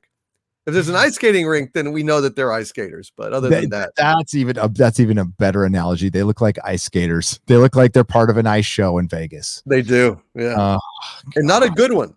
No, it's like when the Excalibur got flooded or something, and so they say, well, let's freeze it and put some ice skaters on there. It's not even like a coherent specialty show. Like there is no casino in Vegas that I'm aware of where the Eternals would be welcome for their ice skating shit. No, not even Circus. No, not even them. Mm-mm. Been down at by Fremont, the older part of it. Oh yeah. They're totally rejected. And okay, so they had Falcon Winter Soldier, which was boring, grim, stupid, some of the worst dialogue I've ever heard.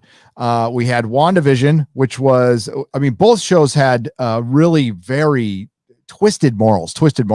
And I didn't even realize this until I saw the article. Marvel doesn't have showrunners for their shows. So they're hiring these directors with no experience that they have the movies built in for them. Right. And I think it was 2 videos ago, I put up that article of the director who freaking outed him and said, yeah, they told me I didn't. She's like, they told me I didn't need to direct the action scenes. I didn't need to do the effect scenes. It's like, what are you doing then? Just principal? Like, that's it? Like, that's not directing. That's facilitating. Like your second unit at that point. It's like, and now they don't have showrunners. So basically Feige has a bunch of cookie cutters. He's got his little widgets on the conveyor belt, and he's putting them out. And guess what they're looking like? Widgets on a conveyor belt. They're just woke widgets. No, you're right. It's really kind of an assembly line mentality where these people are surrendering the auteur role. The director is supposed to be the author of the film and should be passionately involved in every damn decision that there is. And if they can aggregate that, if they can just say, well, I'm not going to worry about that, then that essentially means that they're just a hired gun. There is no passion. There's nothing like what Spielberg brought to something like Raiders of the Lost Ark. The great directors that have been passionate and stylizing their movements and making, like Ridley Scott, for God's sakes, Blade Runner, Alien. That man is obsessive. Same thing with James Cameron, actually. He's very much along those lines too. We're getting none of that, and that is the really sad part. There is no genius coming our way. There's no breakout thing like James Gunn's Guardians of the Galaxy, which was just fun, and nothing but fun from start to finish. I don't think we're ever going to see the likes of that again. No, not even in Guardians 3. Which is sad, man, because I love that. I love that. Yeah. Me too. So from Mr. Zadok for $72. Thank you very much.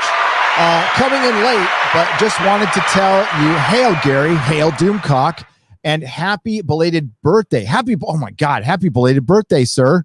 Thank you, everyone. Thank you, my friends. I appreciate that. So yesterday was your birthday. Yes. What you can talk about? What'd you do? I just kind of went out and did some actual shopping and grabbed some food, sat outside and had some drinks and food, and it was a lot of fun. Saw some family, it was very, very refreshing change. Nice and chill. I like that. Well, yeah, everybody wish our future ruler of Earth a belated happy birthday in the chat. And we don't ask a future ruler his age. That would be very rude. It could be centuries, folks. It could be thousands of years. We don't know how long he's been around. He's lives partially in a time vortex. So do you really age in that? I don't know. Yeah, it's a time warp, and chronologically quite old, but a lot of that was instantaneously transferring, from the 1800s up to 1977. So it's been quite a ride. Yeah, it must have been. Gee whiz, there you go.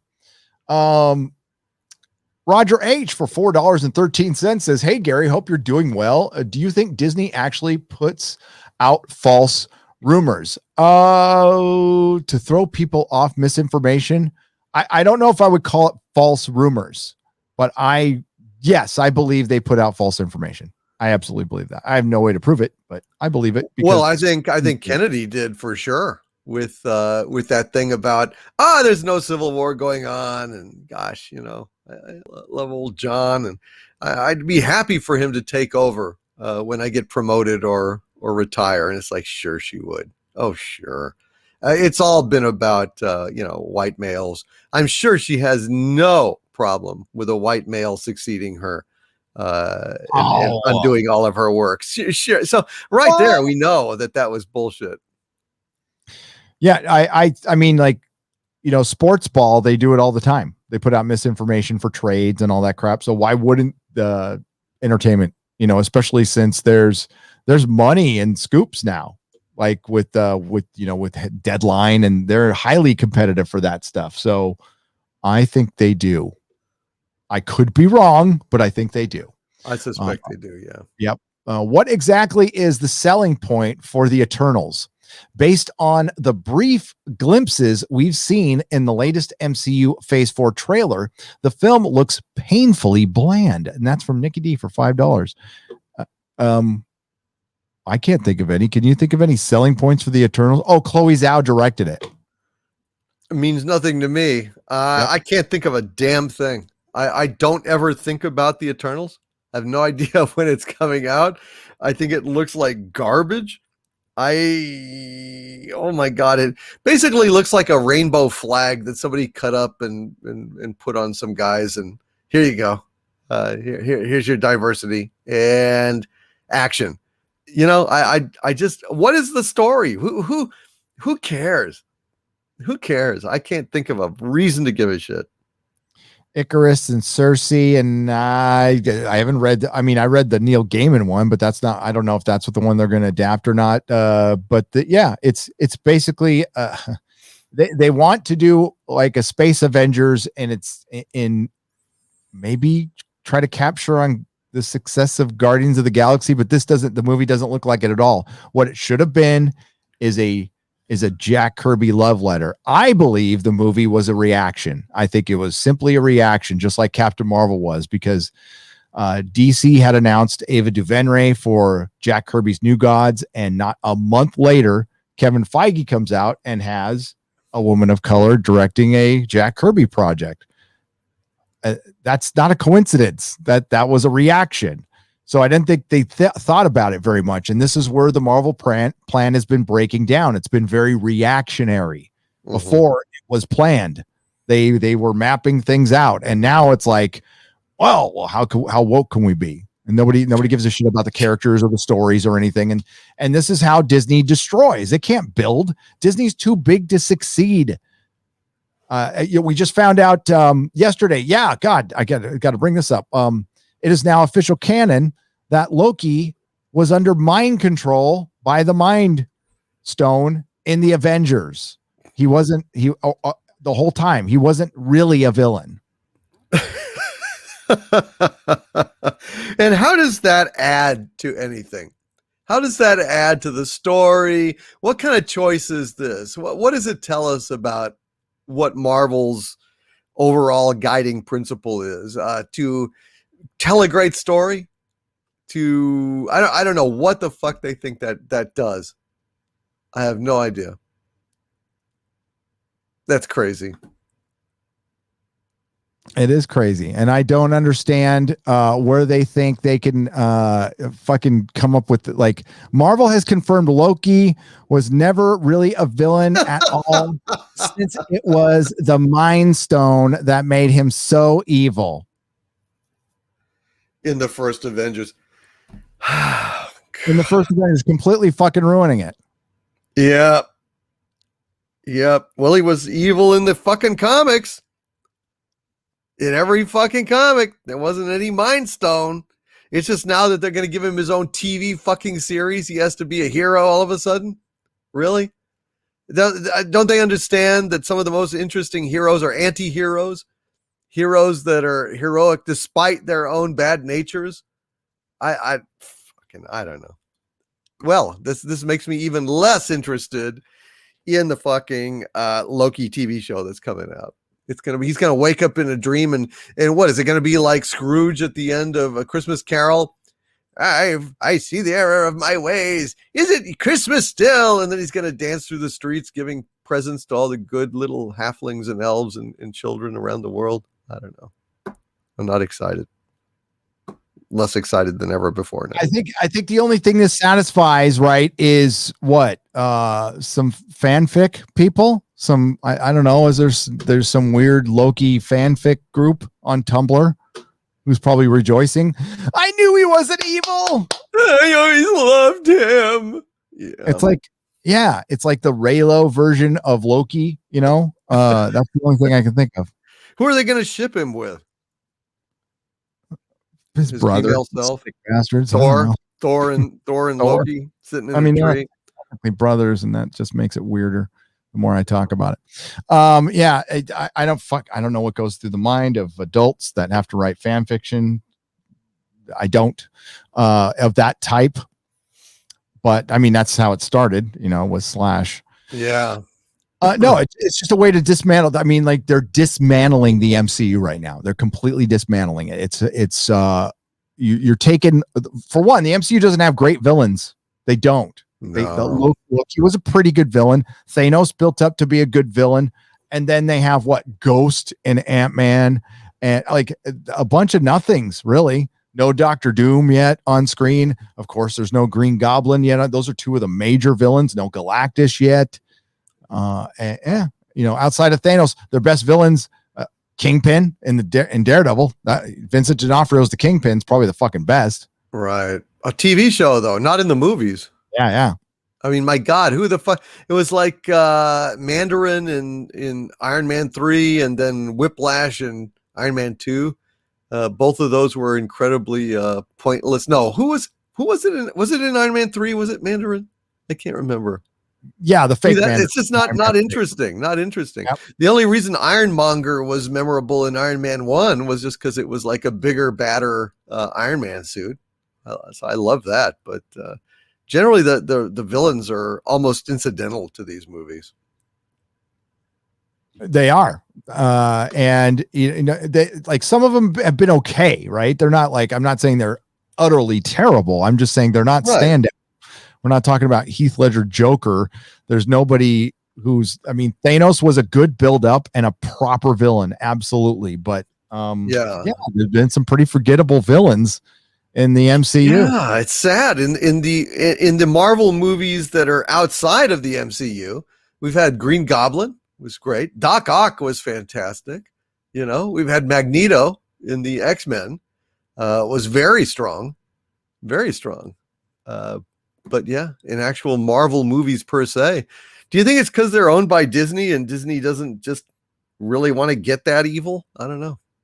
I guess. I mean, like it's for kids. They don't want to make it too bad. I don't know.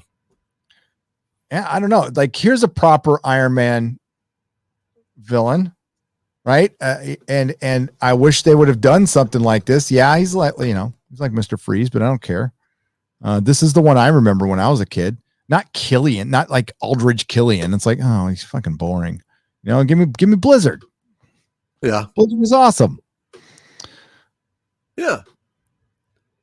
But yeah, no, they're not. And moving forward, the villain is going to be white males. And absolutely everything. Yep, pretty much. They'll either be buffoons, dupes, or villains. Director Toxic White Male from WandaVision can be the mastermind for every evil thing in the Marvel Cinematic Universe. Well, sure. I mean, Sharon Carter, she was the matchmaker or fixer or whatever it was called. I forget. She was the I forget what the title. The power broker. Yeah. Power broker. Yeah. Jesus. Yeah. Yeah. She was Carly was the villain in that fucking. I mean, come on. Falcon and Winter Soldier became it was about Sharon and Carly. You bitch, Carly. It was just it was so lame. So lame. Some Aussie Drongo for 77.76. No better way to start our Sunday. You guys are awesome. Keep up the good work. Thank you very much. I appreciate it. Thank you. Monday. That's right. Supposed to be Sunday. Eric. When is this tip for Friday? Oh, okay. Destiny Captain for $3. He says, a victory is life. Yes, it is. It absolutely is. And we will have victory, Destiny Captain. Nikki D for $5. The retcon to Loki's character makes no sense, given his lack of remorse in Thor 2 for the people he murdered in the first Avengers movie. Why remove this complexity of his character? Because they're stupid. Because they need him to be a good guy now because of the TV series, because of Disney Plus. This is probably a Disney decision, and it's probably some fucking board member who doesn't know shit about shit going, wait, he's the villain? We can't have a Disney Plus series about a villain. That might look bad to the kids who we're trying to indoctrinate.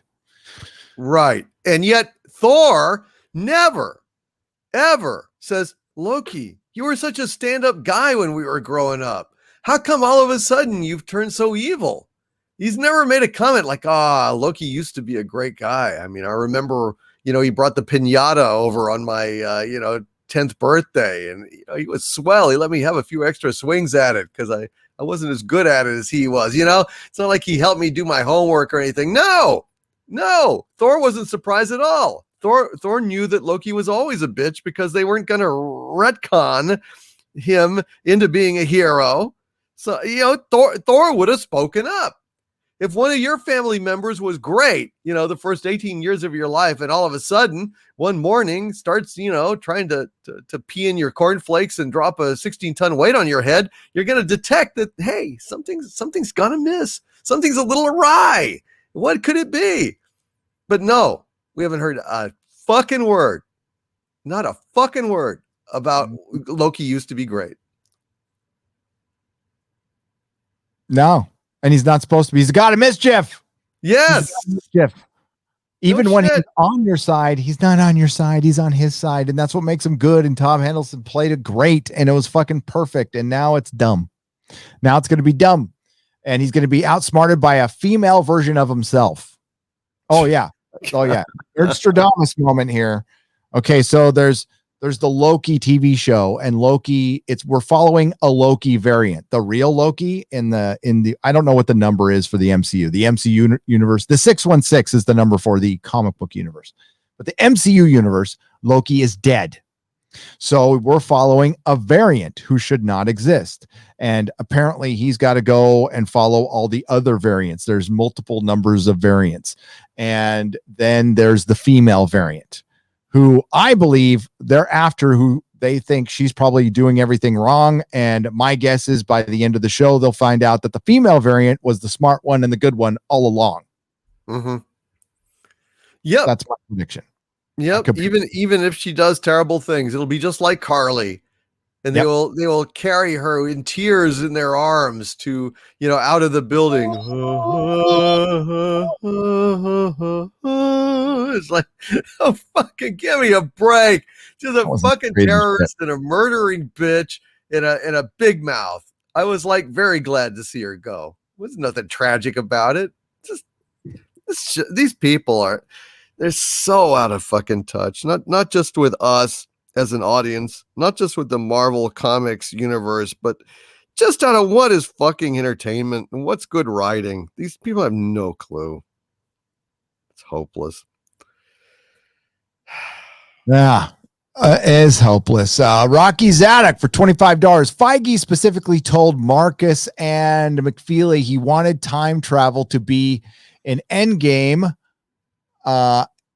Now that I see what they did in the movie and what's following it, I understand. I'd say he's hedging his bets for when he has to go back the Brinks truck up for Robert Downey Jr. and Evans. Yeah.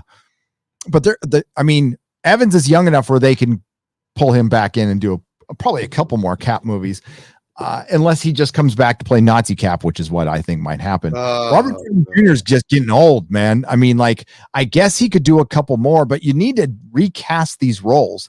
And I think they're bringing in the multiverse so they can reset everything. I think that's their get out of jail free card if it goes too woke or if things go off the rails too much. Mm-hmm. But that sucks because we're never going to get a proper captain. We almost got the Marvel universe together, but folks, you saw a 100th of it. But if you want, let's just talk about the core proper Marvel universe. You saw a 10th of it. Mm-hmm. Yeah, it would have been a Silver Surfer, Fantastic Four, all of the Avengers, including the X-Men. The Beast. There were so many things missing. No Namor. No fucking Namor. No Defenders. Yeah. Nope. No, man, it's really, they have so much source material there. A literal wealth of stories to be told. I mean, it beggars Lord of the Rings. It beggars Lord of the Rings. The amount of characters, history, great arcs, great moments in the Marvel universe. There is no other damn property that has this kind of potential. Not even, I would even argue DC, because I mean, a lot of their stories were taken up with, goofy shit like Batmite and Mr. Mystipolix and, Lois turning into Super Lois and Jimmy Olsen turning into a lion or shit really, really bad shit in a period which I love. I mean, I love that stuff, but I mean, you couldn't make a modern movie out of it. I mean, no, but ridiculous. Marvel, you could forever.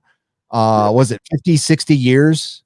Oh yeah. So 5 or 6 decades, you're completely passing up to go right into the all new, all different shit, which is all same garbage. That's all it is. Oh, yeah. Thank you, Rocky Zadok. Darth Gorbag for 2222 says there's a culture war and maybe there's a culture war and maybe a coming political real war, or maybe a real war that must be fought, but I'm weak. No, you're not. And worry that there's not enough I can do besides YouTube, super chats, and Facebook posts that only a couple of leftists will read. Advice, vote, participate in your local elections. And I don't know, to be the best way we can change stuff. Nobody can change the world by themselves. So you just change your little world as much as you can. But the fight, let's pray the fight stays with super chats and memes and shit. Let's pray it stays there. Okay. Absolutely. Otherwise, I mean, my next advice would be work out, get in shape, and be ready. Yep. But we're not there yet. We're not going to go all, black pill on you. But that would be my next bit of advice. Hardwick Penthal for $1 each. These are two of them here. Hugo Weaving's Red Skull is very underrated, in my opinion. I agree. I would say the top 3 villains in the Marvel Cinematic Universe are Thanos, Loki, Red Skull. Trying to think. Got to scratch Loki now. It was the Mind Stone all along. Yeah, it was the Mind Stone. No, I liked the Red Skull quite a bit. He was good. Yeah. And he told me to clean my room. And then there's message for Doom Talk. What they've done to Jordan Peterson is a disgrace. Absolute disgrace. That man has never said anything racist in his career that I've ever seen. And they just attack him for his intelligence, for trying to make the world a better place. I really don't know. I don't know how. I guess because he goes against the woke narrative. So of course he's an enemy, has to be disposed of and attacked by vastly lesser talents than he. But that's how it is. You know, that's how nature is. You've got jackals that bring down lions, and you've got flocks of crows that take out jackalopes, which is why they're so rare these days. I don't know. Yeah, jackalopes. Oh, and we have Austin for $3 says Netflix's Love, Death, and Robots is fantastic. Season 2 did come out, I hear. I'll go check it out. The first one was pretty cool. I never saw the first one. I should watch it. Yeah, it's cool. It's cool. It's like little, animated short stories. So.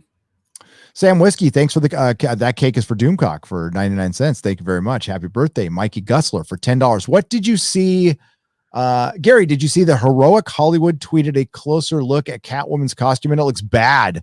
So does the bat suit. Not impressed with this film like so many others are. Maybe it's just me. No, I'm not. I don't know why they're fucking rebooting Batman. It's ridiculous. Like, let it sit or get a better Batman than somebody who should be playing Nightwing. I'm going to go look at the tweet right now. Yeah. Get Batfleck back, Get Ben Affleck. He did a great job. He seems committed to it. He seems to care. And God dang it. We really need that next Snyder movie. I want to see the Dark Side movie. I want to see this thing firing on all cylinders. But no, we'll never get it. All we're going to get is this woke garbage, more crap from the cinematic Antichrist. God, what the fuck is wrong with this world? I just don't know. That's got to be her first costume. That's got to be like initial. What? This can't be it. Is it bad? Yeah, that's got to be. Oh my fuck! No. Worse than Cheetah? Better than Cheetah? What the? What? That's got to be like initial costume, like. It's like a balaclava that doesn't fit. I don't know. It's like a mini balaclava or something. I don't. What the fuck is that? There's no way I could recognize this woman with this mask on. It is so deceiving. I've never seen her looking like she's got a Groucho Marx mustache, but other than that, yeah, she's readily identifiable. Oh my God. Let me see. Did you see the Snake Eyes poster too? No. G.I. Joe Snake Eyes. Yeah, it's I have not been on Twitter for quite a while. It's good. I'm not seeing the Batman costume there. Now, I don't know how often Heroic Hollywood tweets, but I've gone down their timeline quite a bit. I'm past the Lord of the Rings news, which was from 5 days ago.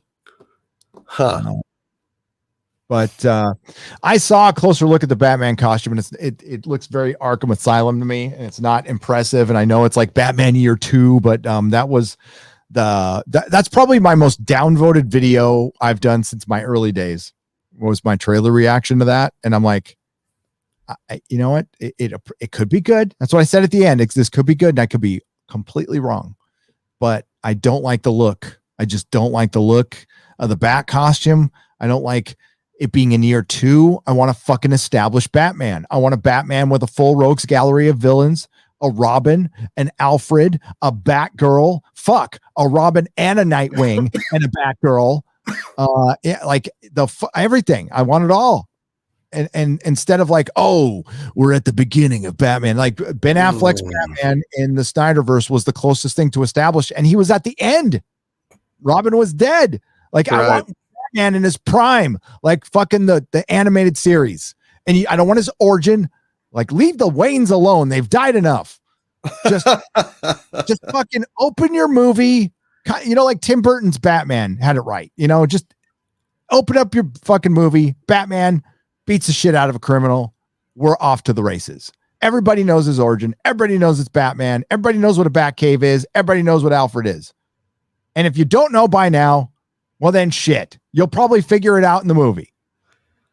Yeah, and if you don't, then, you know, maybe Batman just isn't for you. You know? Yeah. Shouldn't be for everybody. Jesus. Yeah, I get so sick of these origin rehashes on every fucking Batman movie. Everyone. They did it again on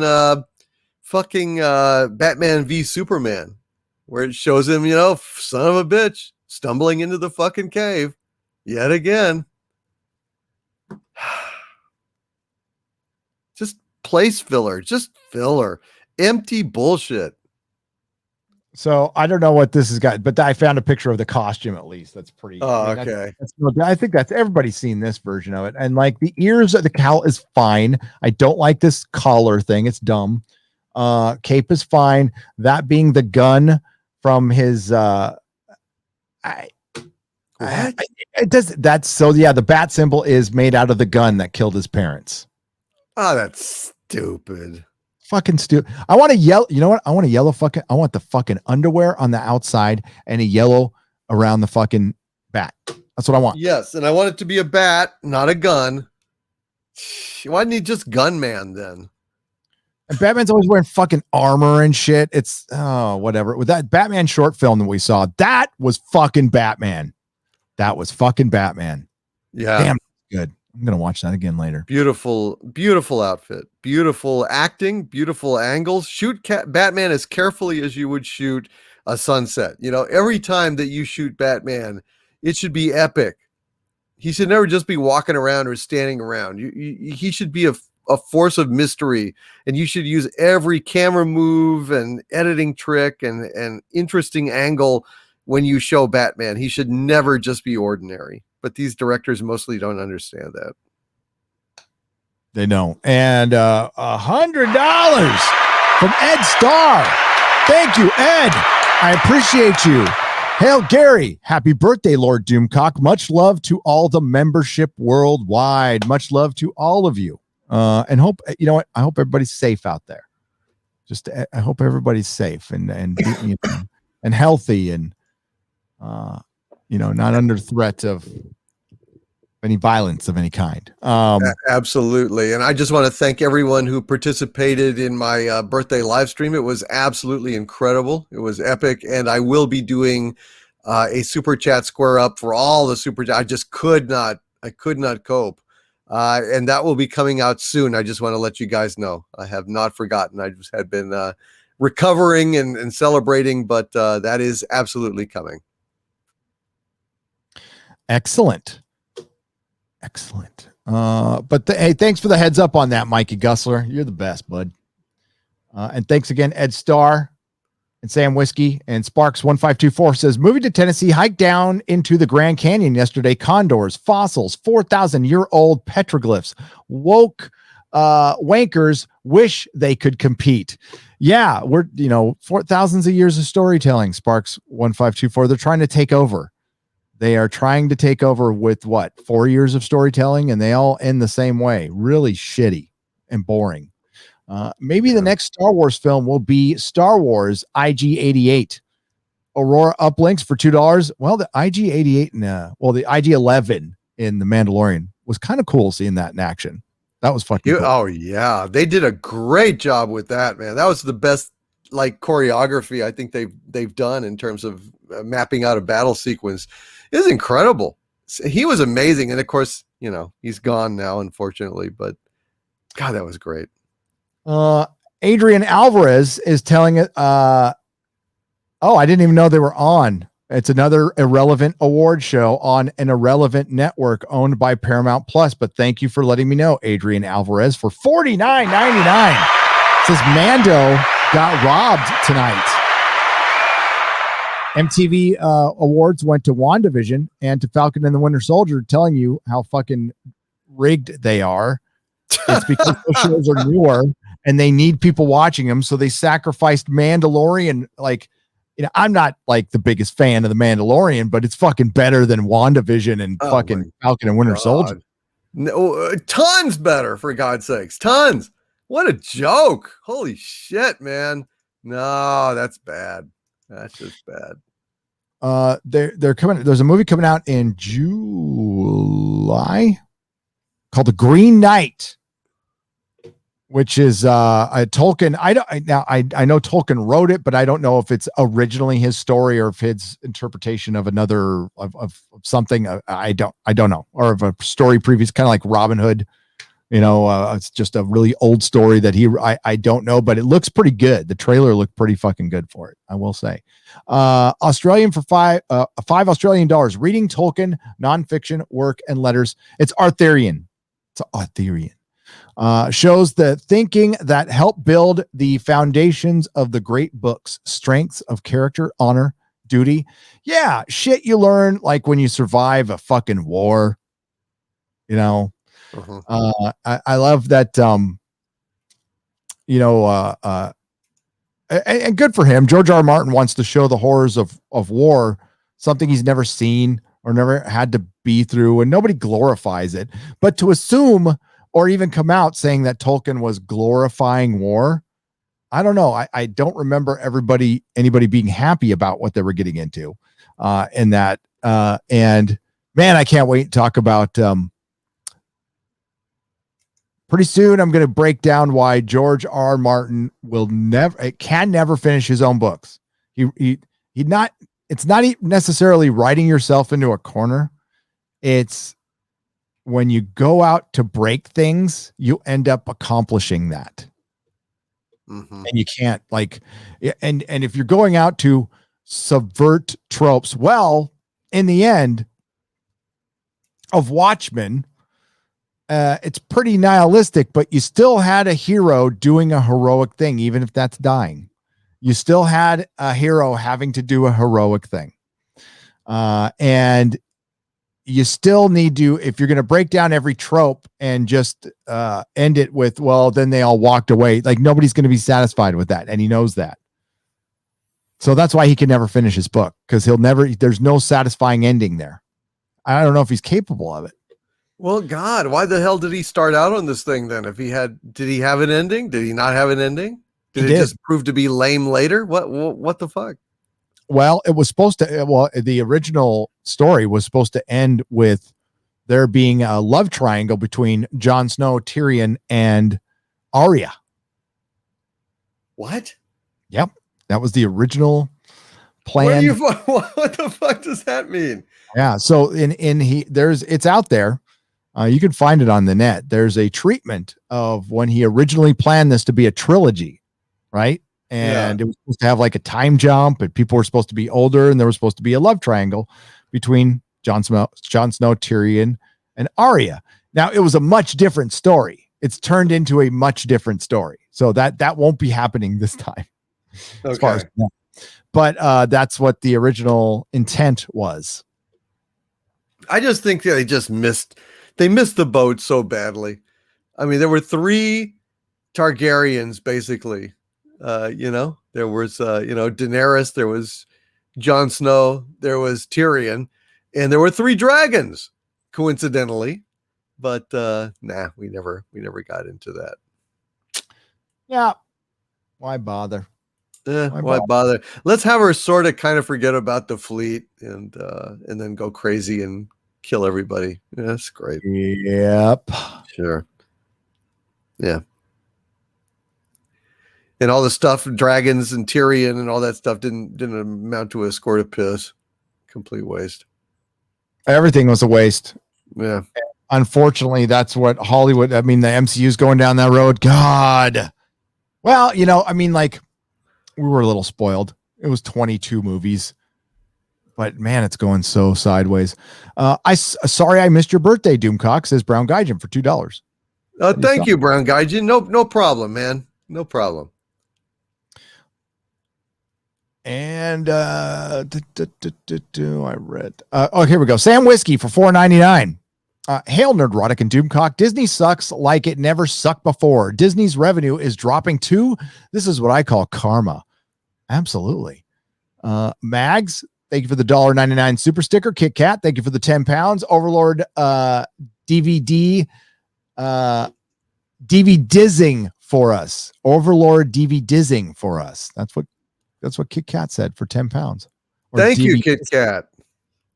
Sam Whiskey for $4.99. Sky Sharks. The sea is for fish. The sky is for sharks. The movie is better than anything Disney pukes out. Sky Sharks?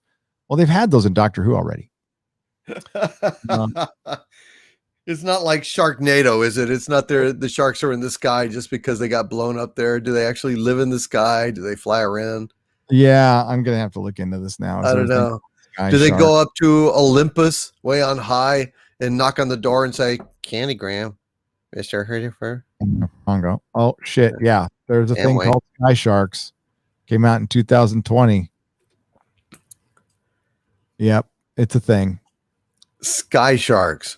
Oh my God. It's like Nazis on the back of sharks flying around. Dun, dun, dun, dun, dun, dun, dun, dun, dun. Oh, shit. Are you kidding? Is that like zombie? Das sea is 9 enough. Got Gatling guns on the side and everything. The sea is not enough. Oh, and it says fall 2017, and it came out in 2020. Well, the sharks, they weren't performance friendly. And it turns out the producers learned after about the first year that when you put sharks out of water and have them in the sky, well, they die. And yeah, they do. It just didn't work out. It was a complicated shoot. Brown Gaijin for $5. Hero High posted several videos today about Japan mocking SJWs. I think just some guy was on to something regarding U.S. companies localizing titles to fit Polkar. Maybe localizing Brown Gaijin. Like U.S. companies want to make money, all right, but they're dumb and they're guided by. So the people who are into the industry are disingenuous. So they will guide these dumb companies to dumb places like fucking critical race theory or changing the translations in manga, which Viz has been accused of doing and I think guilty of doing. So we need Japan to know about it and we need them to stand strong because we know Japan does not love SJWs. Good for them. Yep. Bellow Triggerfish for $10. Assemble the accused. Hail, you guys. Hail to you. Hail.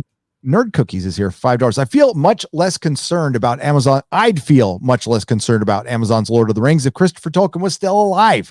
Without him, I'm not sure the estate's veto power is being used properly. I'm not either, Nerd Cookies. As with all things, I hope I'm wrong. JWT 6577. I mean, like, we could be. Could be, but I got a bad feeling about it, and the few things that I've seen are not encouraging. No, absolutely not. Uh-oh, I lost my train of thought there. Here we go. Here in the Steadfast for $5. If Tolkien or his son is not involved, it's not canon. The Amazon series is just really expensive fan fiction. This is true. Yeah. That's what most garbage out of Hollywood is right now. Marvel messed with the rule of two so badly, stupendously, stupendous wave. A guy that tries to always be a cheerleader is calling them out. Here we go again. So they messed with. So they messed with somebody. Yeah, I don't know. I don't know what that. what that means. So Marvel messed with the rule of 2. I know that's is it you're talking about the Collider show? So badly, Stupendous Wave. Oh, okay. So badly, Stupendous Wave, which is a guy who tries to always be a cheerleader, is calling them out. Here we go again. Yes. Yeah. Okay. I got you there. Yeah. People are starting to recognize like this shit is going way too fucking far. It's ridiculous. But the thing is, I mean, it's an old tune with us. Like years old, and now people are coming around going, yeah. I'm like, oh, because you were rooting on the people calling us Nazis, or you weren't paying attention. I don't know. Yeah. Johnny come latelys. Kit Kat. That's the thing. There's Johnny come latelys, which is fine. I understand as long as they say, hey, I'm a Johnny come lately. Yeah. Then okay, no problem. All right. You're welcome. But, I mean, if you're willing to, learn and kind of get entrenched and stuff, absolutely, man. There's plenty of room for new people with us. Absolutely. Oh, yeah. But it's the posers and the fake fans, the phony fans. That's the problem. Posers will always out themselves every single time. We see them in the access media all the time. The activists who came out, remember they were nerds before in the gaming industry. You saw this too. Now the mask is off and they're just fucking screeching SJW, fucking leftist, fucking, and political provocateurs and activists. Mm-hmm. And there's posers everywhere. There's posers around here. Yeah. People who don't give a shit about any of this. They don't care. They don't care. Yeah, they just want to get on a bandwagon, or they want to troll, or they want to be Trojan fans and, get wheeled inside the city and then emerge with SJW nonsense, which was really their intent all along. Yep. And again, posers always out themselves every single fucking time. So yeah, if there's always people cycling in, cycling out, that is the circle of life here in life and on YouTube. Look up Star Wars Bucketheads on YouTube, says Robert, for $5. I did.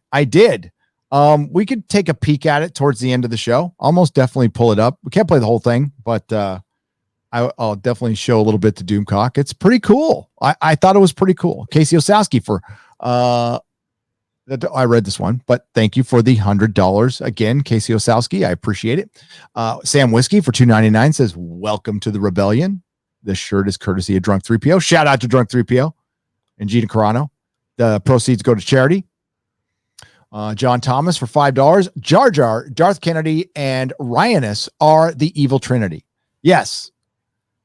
And hopefully, Rian can go make his Knives Out movies till the end of fucking time. Go ahead. Bye. He's not making his Disney trilogy. No, I didn't bother to even look at his damn Knives Out movie. I couldn't do it. I like that sort of thing, but not from Ruin Johnson. Sorry. Grandpappy Fisk for $2. Late happy birthday, Doomcock. Hail Gary. Hail Babylon 5. Hail Babylon 5. Great show, man. Hail Babylon 5. Fucking awesome show. And I will admit that I probably could have finished Jupiter Legacy, but I decided to watch some Babylon 5 instead. You were wise. Jack White from the White Stripes. Where's Meg? You two guys need to get back together. Boycott the DC Jar Jar U. Watch, read anime, manga like My Hero Academia, because I can read, and One Piece. Yes, I haven't read them, but yes, they're going to be better than the bullshit that the DC Jar Jar U is going to come out with. Absolutely. And I'm actually reading right now Dark Horse Omnibus editions of the anime manga I Am a Hero. And I've got 4 of them that I was sent as a gift, and I thank you for that. I really love this manga, but like the rest of them seem to be out of print. And if anyone out there would be willing to sell me some of their used copies or something, shoot me an email at dictorvandoomcock@gmail.com. I need like volumes 5 through 11, and I'm having trouble locating them. I've been on a hunt for them and have failed every single time. So if anyone happens to have those, please contact me, because they're apparently out of print or something. I can't seem to find them. Oh, I hope you do. Well, you know what? Putting the word out. The chat is always great and resourceful. They will find it for you. I'm confident. Yeah, thank you. That's what I'm hoping. These guys know their stuff, and there's people way more connected in manga and anime than I am. That shit, they might have some that might even have extra copies they would be willing to sell me or something. Excellent. Yeah. Well, yeah. And again, what's your email again? DictorVanDoomcock@gmail.com. There you go. The Old Man for $10. Jupiter's Legacy could be good, but pacing is so slow. Also, I agree with that. Who needs another deconstruction of the superhero? What the world needs now is more Superman. Yes. Lois and Clark returns next week. Very excited about that. But you're right. We've got what if Superman was a dad and kids were unhappy and drug addicts? What if Superman was completely insanely evil and part of a corporation? There's so many what if Supermans, this or that. And believe me, they've just begun with the comic books, folks. And it's like, what if Superman was a fucking hero and an inspiration? That's what I'd like to see. Right. I mean, we even had to suffer through that a little bit in the Snyder cut, when he showed up and he didn't have his memory, and he interpreted all this stuff as a threat and hostile. And so we get to see him kick total ass for a while before, Lois comes and says, "Hey," and he goes, "Oh." So, I mean, that is rampant, and it's just really old at this point. God bless Christopher Reeve. Wish we had him back. He was it. He was the man. Yeah. He was it. Hey, Gary, did you get my tweet about the Lord of the Rings diversity hirings as if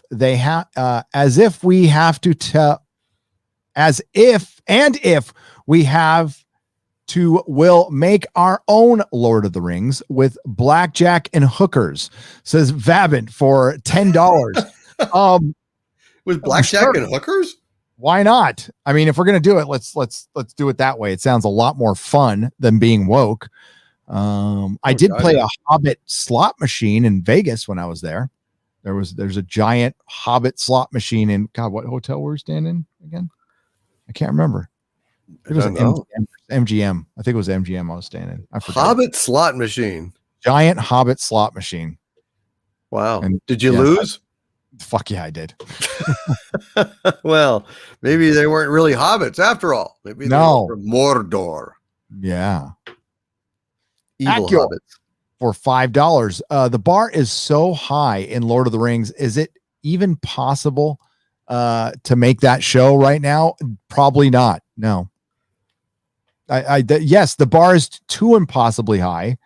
And I mean, forget all the woke shit. It would be difficult enough to make this with all the resources in the world, because throwing money at a problem is probably the last thing you want to do at a big project. You want to limit them. You want to force them to be more creative.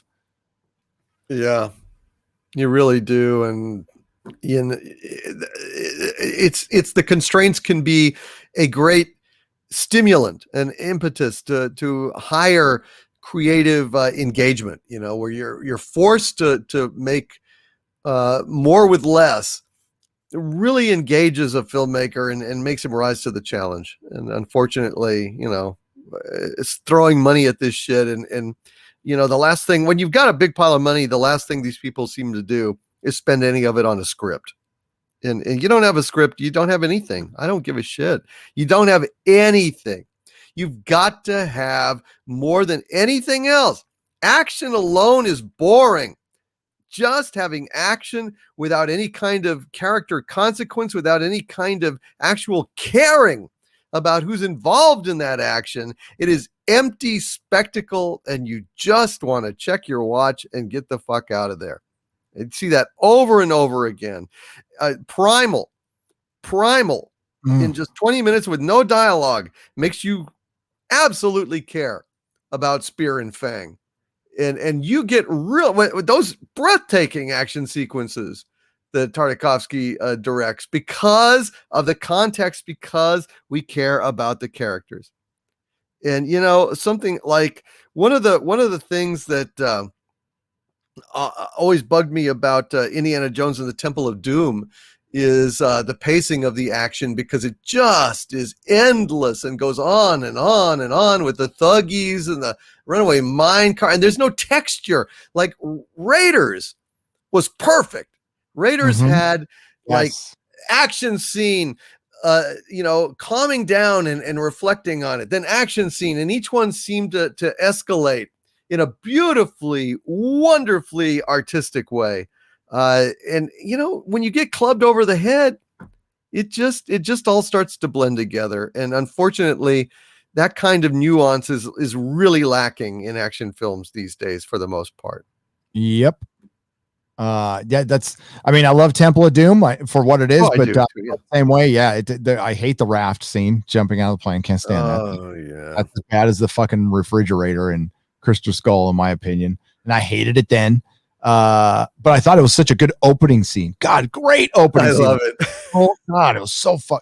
So like I've warmed up to it a lot since then, and I love Last Crusade. So yeah, no, I do love the movie, but I love it more as like to me it feels like an old pulp adventure that is not necessarily Indiana Jones, because he really doesn't. It is not a proper prequel to Raiders. I mean, at the end of Temple of Doom, he believes in the mystical power of the Sankara stones. And what, all of a sudden he's forgot about that when he's sneering in the library about lightning, fire, power of God or something. I'm not talking about hocus pocus. I'm going after this great, come on. And he was so shy with women, in Raiders. I mean, he wasn't really, like when the girl like closed her eyelids and said, love you on them. And he was just absolutely flustered. But here he is whipping Willie and pulling her to him and being all kind of smarmy. And it was a great pulp action hero, but it wasn't really Indiana Jones as he was portrayed in Raiders. So I've made my peace with that. It's like, okay, this is like Doc Savage or somebody like that. And it's a wonderful, fun fucking time. But and then they got back to the character much better in Last Crusade. Well, and there's big differences between like the crew and producers and and some writing with Raiders and of course Temple of Doom that you can see big differences you can see. But Raiders, perfect film, perfect tone. That is Indiana Jones. That's doesn't get better than that. Fuck, his interest is so good. Oh God. I love that movie, and but I do love the opening, like you said, to Temple of Doom. Spielberg having fun with the kind of madcap screwball comedy and opening musical number. When the antidote keeps getting kicked, and then the ice gets lost, the diamond gets lost in the ice. I mean, it was a very, very choreographed kind of screwball fun opening. Indiana Jones movies, they have a lot of fun. All of them have a lot of fun. And we don't need another one. We really don't. No. And we're not going to get another one too. I mean, there'll be a movie called Indy 5, but like Spielberg's not going to direct it. It looks like maybe Kennedy is going to get to produce it as a, lovely parting gift. I don't know. For her silence, I don't know. That's no the rumor. I don't know. No George Lucas, no Spielberg, no fucking Indiana Jones. Okay. Nope. Protege Music for $5. I love you guys. Been broke lately. Sorry about that. Investing into my stream, but still here. Thanks for all the awesome content. You're welcome. And good luck with your stream. I appreciate that. Fake name for $5. Anyone that demands more diversity has A, no concept of global population, and B, no concept of math. Thank you. Especially coming from, a part of the world. Yeah, it's just disingenuous shit. He needs Lord of the Rings to be less white. Lord of the Rings. That's what he was saying. Kit Kat for £5. Hail to the wrenches. These live chats are going to be a wrench's nightmare for a while, and without their hard work, it would be impossible for us. Kit Kat, hail to the wrenches, by the way. Yeah.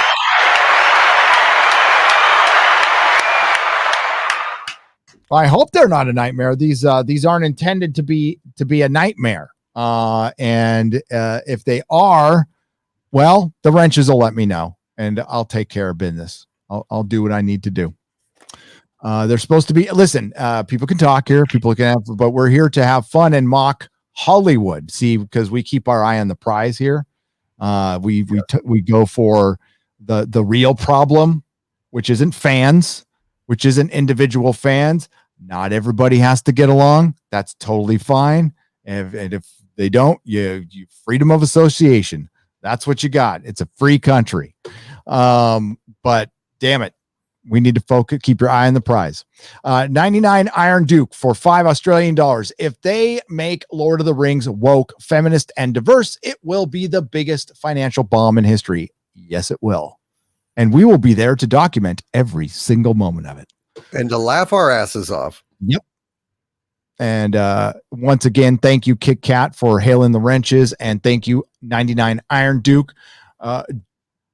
Joe Kim Stark for 20 Swedish krona. We want an as-like war cry from the final from the FNT panelists. Well, they're not here, but I can give you a war cry. Hang on.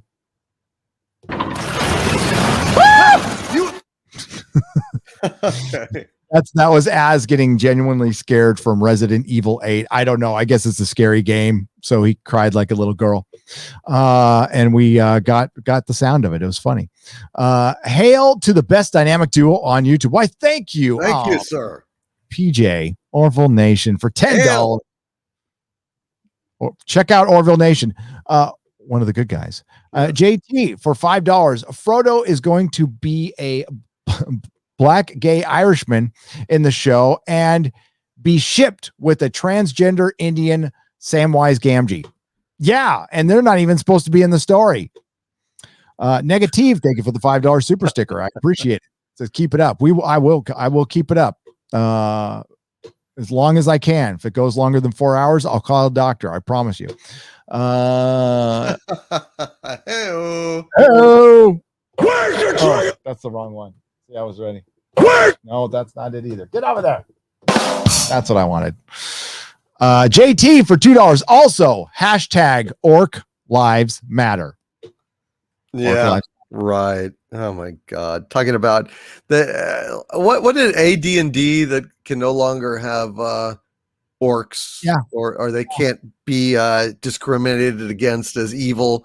Come on, for fuck's sake. Because there's people in the world who see black people as orcs, which is the worst form of racism I could possibly imagine, because what description there is of orcs, they don't look like people.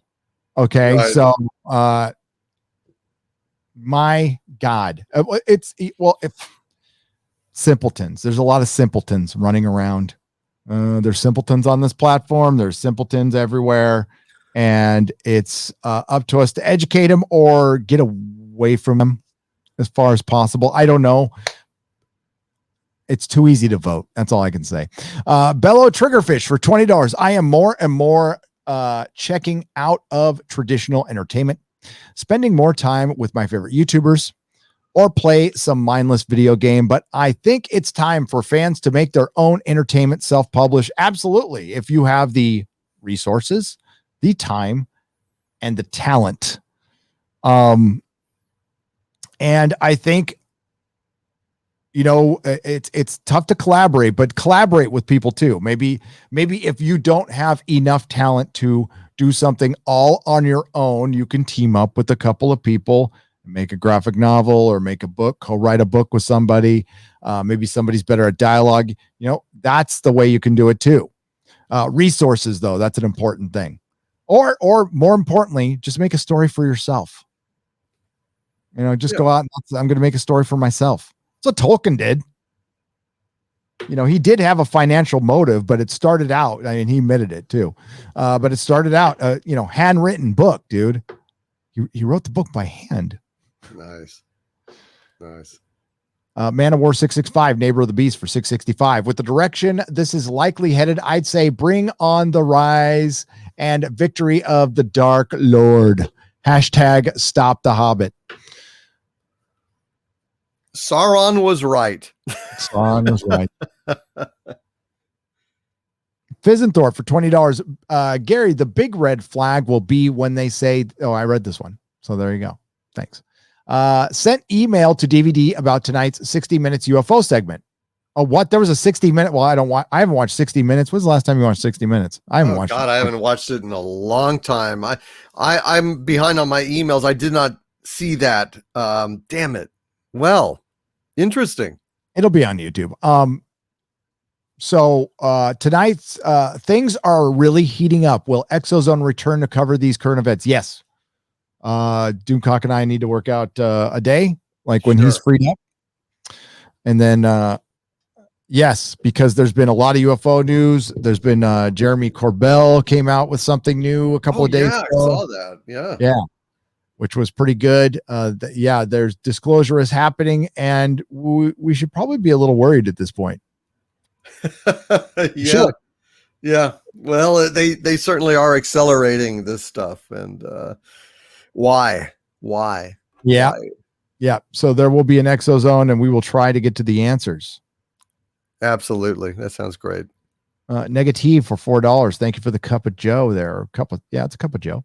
I appreciate it. Anthony Dural for $5 Australian. Cowardice of silence is its own crime of history. People who speak up after it's too late are condemned by the history books forever.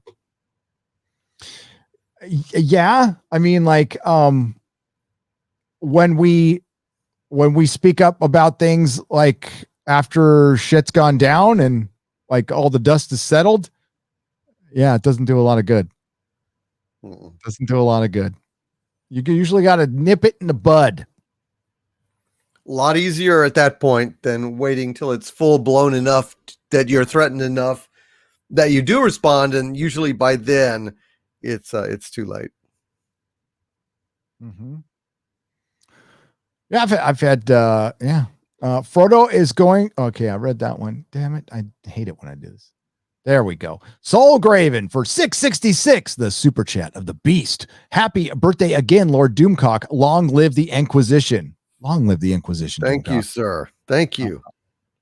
Lyle Hammock. Hey, did you guys hear about Anthony Jackie? Said he made his kids watch Falcon and the Woke Soldier. He should be arrested. Should be arrested for child abuse. Hail, both of you. Would love to send both of you some coffee from my mother's coffee. Love you guys. Hell yeah, Lyle. Oh yeah, absolutely. If one of my mods could throw the PO box for both of us in the chat, I'd greatly appreciate that. If you can't, let me know and I'll do it. That'd be awesome. Shoot me an email at dictorvandoomcock@gmail.com and I'll get you that address. Darius Munchausen for $2. Happy birthday, Doomcock. Thank you, sir. Appreciate it. Hail Darius. Paul Turner for $10. Is this the death of culture? So-called creatives trying to reinvent the wheel and coming up with something that only pleases their own egos. What can men do against such reckless hate? Oh, I like that, Paul. Nice. Ride with me. Ride with me. For glory? No. For your people. That's what you need to do. We need to ride together. Let this be the hour that we draw swords together. Damn right. We don't sit down. We don't roll over. We don't start fucking fighting with each other. That's the dumbest shit you can possibly fucking do. You know, that's all I can say. Don't lose the eye on the prize, man. Don't forget who the real enemy is out there. Eye of the tiger, man. Eye of the tiger. Eye of the tiger. That's right. Damn, I want to watch those movies again. That was so much fun talking to you guys about those. It was. It really was. It was a good series. Very, very good series. That and the Planet of the Apes, the original Planet of the Apes series. Two series that really maintained their quality through 4 movies. Absolutely. There was a guy named Tom Hatton out of LA, and he was like he did like the Saturday midday movie. And he would also, so it'd be a movie and then he'd host, like, throw in some Popeye cartoons. So like, of course I watch this guy all the fucking time, and he was on Sunday, I think too, but he'd always show Planet of the Apes movies. It was fucking great. Yeah. Great stuff. Yeah. They're fun. Hey, Gary. Long time. Okay. Hey, Gary. Long time viewer. First time super chat. Why? Thank you. Be gentle. Enjoy your work. Keep up the great work. Went to my local Barnes and Noble today. Western Comics had 20 shelves to themselves. Manga had 42. Well, there you go. Western Comics are dead. They're fucking dead. And listen, we don't want the vacuum of the Western comic book, the American comic book, sucking down the indie comic books with them, because that could happen. It's something that doesn't get talked about enough, but people are running to manga, and I'm great. I'm glad that it's successful, but man, somebody needs to start competing with it like today, not yesterday, not 3 weeks from now. You need to start competing with manga now today. You are no longer competing against the American comic book. They are no longer competition for you, indie comic book creator. Now you got another one. And that's why I said when Berserker came out, it was time to level shit up. I don't know how you do it, but you got to level shit up, because you have serious competition. And if publishers start getting into that game too, which they're gonna, because that was a big fucking success. Shit. I went in that comic store, which doesn't really specialize in new comics, and there was posters for that book everywhere. So, yep. And it's sold out. A demonstrably obsessive love of trees should be a prerequisite for anyone adapting Tolkien. That is true. Mm-hmm. The man loved his trees. JVL for $4.99. He really did. Tolkien was a devout Christian and a professor of Anglo-Saxon and a British soldier who fought on the Somme in World War I. He wrote Lord of the Rings as specifically English and British myth. You are absolutely correct. 99 Iron Duke for $10 because they didn't have one. Hilarious to watch the cancel cult obsessive go after anime and manga, and the utter contempt which the Japanese have responded. Kit Kat for $5. I love that. I need to see examples of that. That is a beautiful thing of telling him to fuck off, which is all you need to do. That's how you should respond. Right? Yeah. We say no or fuck off. Absolutely. Or just ignore them. Just fucking their all their power is given to them by you when you respond to them. Just don't. You have no power here. Toddzilla for $10. Honest question, gents. Wasn't Lord of the Rings a little bit woke because the elf girl didn't exist in the books? What? So they didn't. So they didn't add it into make it a love story. That's just what I heard. Lord of the Rings woke. No, no, I don't think so. No. I'm going to see if I can pull up an article on this, because I do have. Hang on. Hang on the wrong keyboard. I mean, they did have, the Rohan, rider that had the, was good with the sword, and eventually, no man can kill. But that's in the book. Yeah. So I mean, but that's not necessarily woke. I mean, it was kind of built into the plot. Yeah. No, that was called, that was progressive for its day. But if you're talking about Arwen was put in because they felt like they needed another woman. And she's mentioned in the books, but in the appendices, and it's pretty much fucking it. She's not. So they decided to bring her in. She was originally supposed to be in the Battle of Helm's Deep, and the fans found out about it, lost their fucking mind, and they listened to the fans and took it out. Uh-huh. And they later said that, you don't have to show a woman in battle to show her strength, and you saw her strength, and she was a great addition to the movie, and it was good. Actually, I think it added to it. Oh yeah. When an elf chick looks that hot, don't hesitate to add her. Yeah. Add away. Add more. Make her twins. Put her throughout the movie. I have her action figure. I have Arwen action figure. Smoking hot. Smoking hot. Oh my God. That woman looks so good in pointy ears. It's just like, It's not a doll. It's an action figure, man. Chainsaw Man, Hell's Paradise, Witch and the Beast, Kaiju, number 8. Just recommending a newer manga for the comic crowd other than usual JoJo and Berserk. good. Oh, that's good. That's good. Keep it coming, man.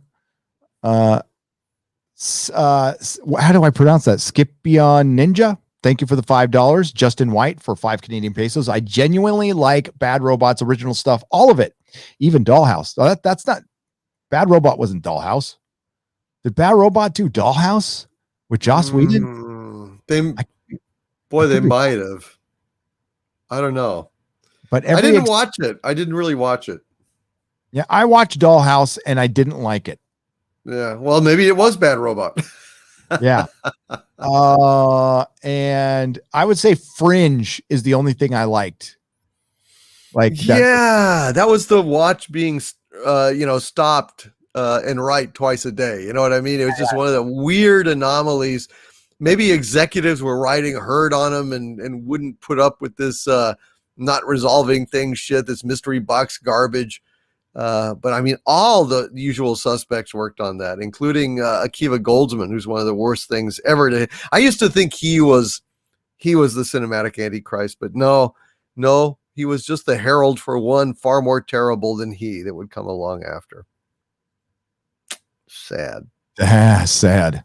James Cocker for £5. Hail Gary and Doomcock. The more I hear about this Amazon Lord of the Rings, the less hopeful I get. If they Last Jedi Lord of the Rings, I'm going to lose it for Theolengus. Yes, I absolutely agree. I got a video coming out. I do have a video. Yeah. It's coming. I imagine. It's gonna be hopefully to fucking Tuesday. It's not gonna be out tomorrow. Let's be real. I always say Monday, and then I fuck around and like re-edit this and that, and it'll be out Tuesday and be kind of late, but whatever. I have a lot to say in this one, a lot, and it's not all about that article. So it's about fucking Western culture. It's more about Western culture, which what this fucking story is about. I mean, there's actual lines in it. Like, do you want to hear the black speech heard throughout the West? That is a line from Gandalf. And there's basically an analogy here for SJWs. We have Wormtongue, the character of Wormtongue. Man, there's a lot of Wormtongues out there. There's a lot. Whispering in poor Theoden's ear, poisoning his mind. Mm-hmm. Helping poison his mind. Yep. Mm-hmm. Yep. He was almost on the thumbnail. This close to being on the thumbnail for this one. I actually had 3 thumbnails. I chose this one because I like the look on the face. Andy Masterson, who made that action figure. Fucking awesome. Currently building a new Bad Robot Torture. Oh, I want to see it. Oh, yeah. Looking forward to it, man. Not another dime. Thank you for the thumbs up. Greatly appreciate you. Culture will be smaller and more fractured. I agree with that. I've been saying this since the late Obama era. I think mass American media, Hollywood culture is dead, but the lead to populism and 4 great years fight on. The Grizzly for $10. We will fight on, and we'll see what comes out the other end. We will, though, and we will win. It's just what's it going to look like? Primer for $5. Hail Gary and Doomcock. Remember how Frank died at the end of Hellraiser? That's what's going to happen to Lord of the Rings. Death by hook dismemberment. Jesus wept. Yeah, man, I haven't watched Hellraiser in a long fucking time, dude, but I do remember that. Yes. It was a great movie. He was all stretched out and he goes, Jesus wept. And then they just rip him apart. Well, they said they'll tear your soul apart, and Cenobites, they're true to their word, man. You solve that lament configuration, they will show up, and they're not pals. No, It's one of Mrs. Nerdrotic's favorites. It's a good one. Love it. It is. Tolkien was almost a prophet when he wrote Lord of the Rings, that the wisdom of the West was forgotten and the world fell into darkness. How eerily spot on. It's exactly what it is. Raised by Wolves for $10. It is Western culture personified. That's what it is. Over and under will hear immortality if Elvish. Over and under will hear immortality if Elvish is. Sorry, you put if. It threw me off. We'll try this again. Russell Campbell for $5. Over under on when we'll hear immortality is Elvish privilege in the Bezos Lord of the Rings. Immortality is Elvish privilege, and that's what causes a rift with some of the Numenorians and the elves. And what causes that rift? Sauron. And he could say things like privilege. Yes. Oh, God. This thing could be so bad. I don't know. I almost hope it's this bad just so we can just tear into it every fucking week. But I'd rather it be good. But I'm just saying there is at least that upside that if it's really, really bad, shit, it's almost like Christmas came early, 99 Ire Duke for $5 Australian. At least 90% of what Hollywood makes today is nothing more than anti-straight white male propaganda. Pretty much. Yep. Remember when we were just fucking called crazy for that? And yeah. And that racism, sexism had nothing to do with it. It was just they thought we were dorks. That's it. That's the worst that we were called. It didn't mean we were evil. It just meant we were dorks, and it's a badge of honor. Negative for $5. Happy Inquisition Day for the experts, the ones knowledgeable. To Gary and Doomcock and all the wrenches, beware, your enemy is tricky. Negative for $5. Yes, we are always aware of what's coming from all sides. Indeed. Justin White for 5 Canadian pesos. The line went TV went bad has a specific trigger. When Trudeau was elected, it was a huge sign that they were losing and they freaked out and went all in. I don't know what the Trudeau. Did he mean Trudeau? Is he talking about Canada? Yeah, because it says Trudeau. So you meant Trudeau? Trudeau. I listen, as far as what's going on in Canada, I mean, your rights are being violated every single day, Yeah, it's complicated over there. That's bad. Stellar Lucas for $10. Lord of the Rings is a parable to all the parables in the Bible. Even the divine agents is related to the Tower of Babel and divine council. It's truly a masterpiece and a love letter to the Bible, says Stellar Lucas for $10. Nice. Yeah. I mean, I can't argue with that. I'm not that familiar with the Bible, so I'll take your word for it. I just love the fucking story. I believe it. I mean, the man was very devout, and it's going to be it's going to be fucking funny. I'm going to straight out say it. It's going to be funny because, like I said earlier, when it comes to LGBTQ plus representation, and I know Doomcock thinks the same. I don't give a shit. I make your own TV show filled with it. I don't care. It doesn't need to be in every single story. It's not important to this story. As a matter of fact, romance isn't important to this story. I could live. I mean, it's nice to see it once in a while just as a character motivation, but I could live without it completely of any kind. I just want to see fucking warriors and fucking elves and swords and battle. That's what I want to see.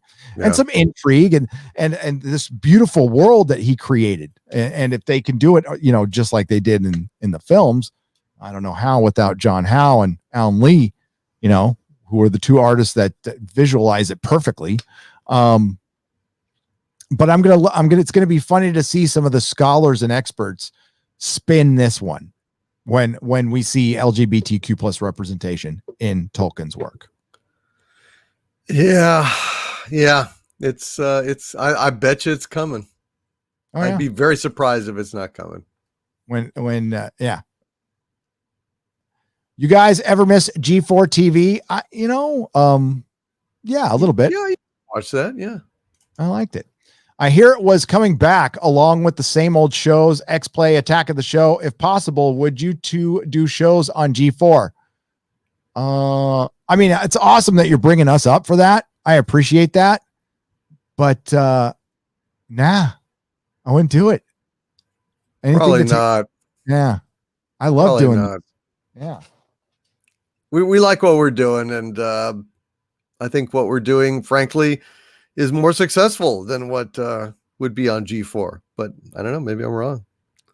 G4 was the precursor, and I think one of their biggest fucking mistakes was not talking enough about geek shit and comics. They went way too into the fucking technical stuff, and if they would have done more geek shit, they would have been more successful. More people were like, Attack of the Show was for a little while absolutely required viewing. I was at my comic store and I would go home from work early to watch Attack of the Show and then come back and close the shop. And now, we're not friends or anything like that, but we've DM'd a few times. Chris Gore, from DVD Tuesday, like watches our stuff sometimes. And that's fucking rad because that's a guy I watched, and he actually wore my comic shop's shirt one day. Nice. Cool on a show that was fucking insane. But no, I think what we do is way beyond that now. I think, there were certain phases and you had your Campias and the Colliders, which I didn't watch, to be honest with you guys, which we're trying to be like the ESPN of nerd.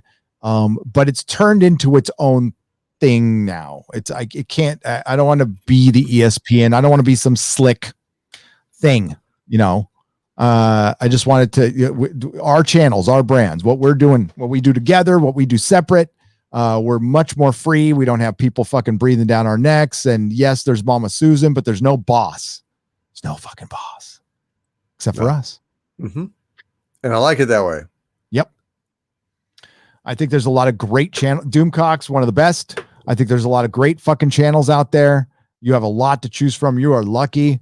I would have loved this much geek content to choose from, but God, all we had was crappy fucking websites like Bleeding Cool, and then occasionally Attack of the Show. And let's face it, most of the people on that show were fucking posers, including Olivia Munn, like the queen of all posers. Yeah, what a phony. I mean, she was just playing off of her beauty and kind of geek lust and just as soon as it didn't suit her anymore, she dropped the charade. Yep. She didn't live it. The cute little blonde that filled in for her was great. I liked her a lot. Much better. Now, I did walk behind Olivia Munn in her Slave Leia outfit at Comic-Con with the director of Fanboys very slowly across Harbor Boulevard. I was toxic. I was male. God, it was a great moment. It really was. She did look great. I mean, don't get me wrong. She was very sexy, but but she was a fucking poser. She didn't know what the fuck she was. Yeah. Yep. God, listen to her now. Again, posers will out themselves every single fucking time. They will.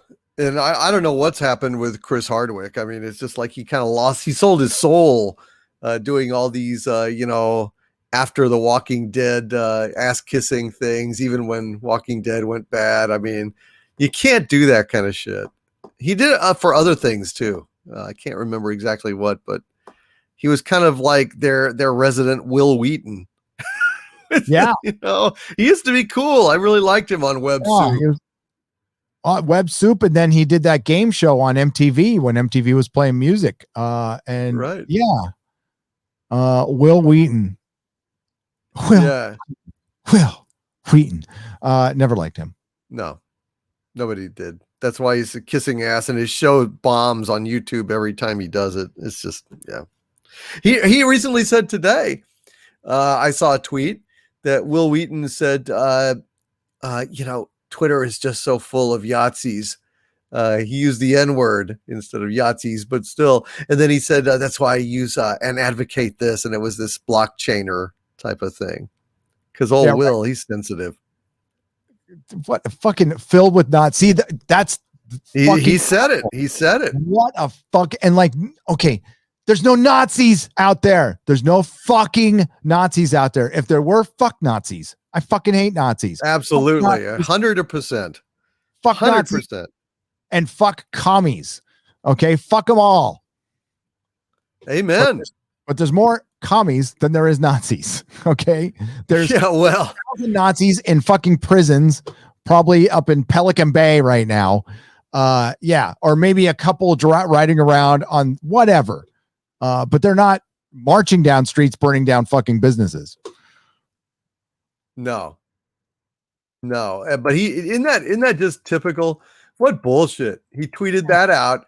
Twitter is full of Nazis.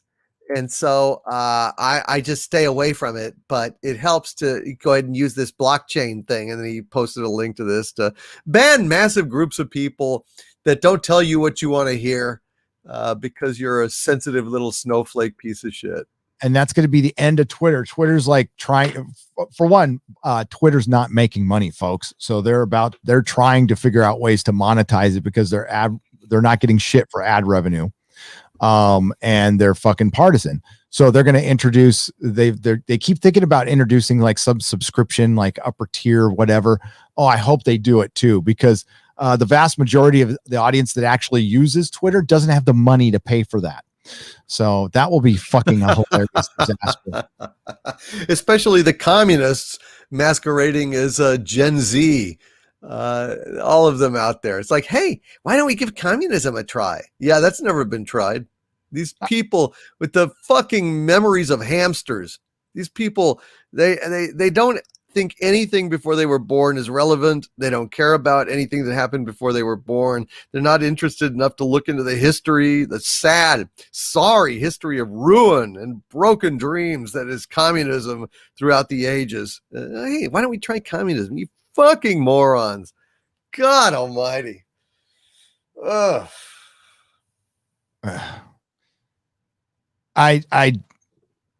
You almost want them to get their world. But they won't. They'd be the last person who could survive it.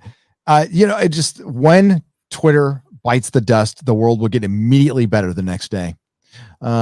Cisco 8 for $5. Just add in more Easterling characters. No need to change the race when they do in fact exist. They're not just focused on. Exactly. There is diversity in the world already. But no, they're thinking about I've already heard, like, on the onering.net, they did a live stream, and one of the first things out of somebody's mouth was, I can't wait to see diversity. Yeah, I saw that. Like, really? Is that how you fucking turd? You fucking moron.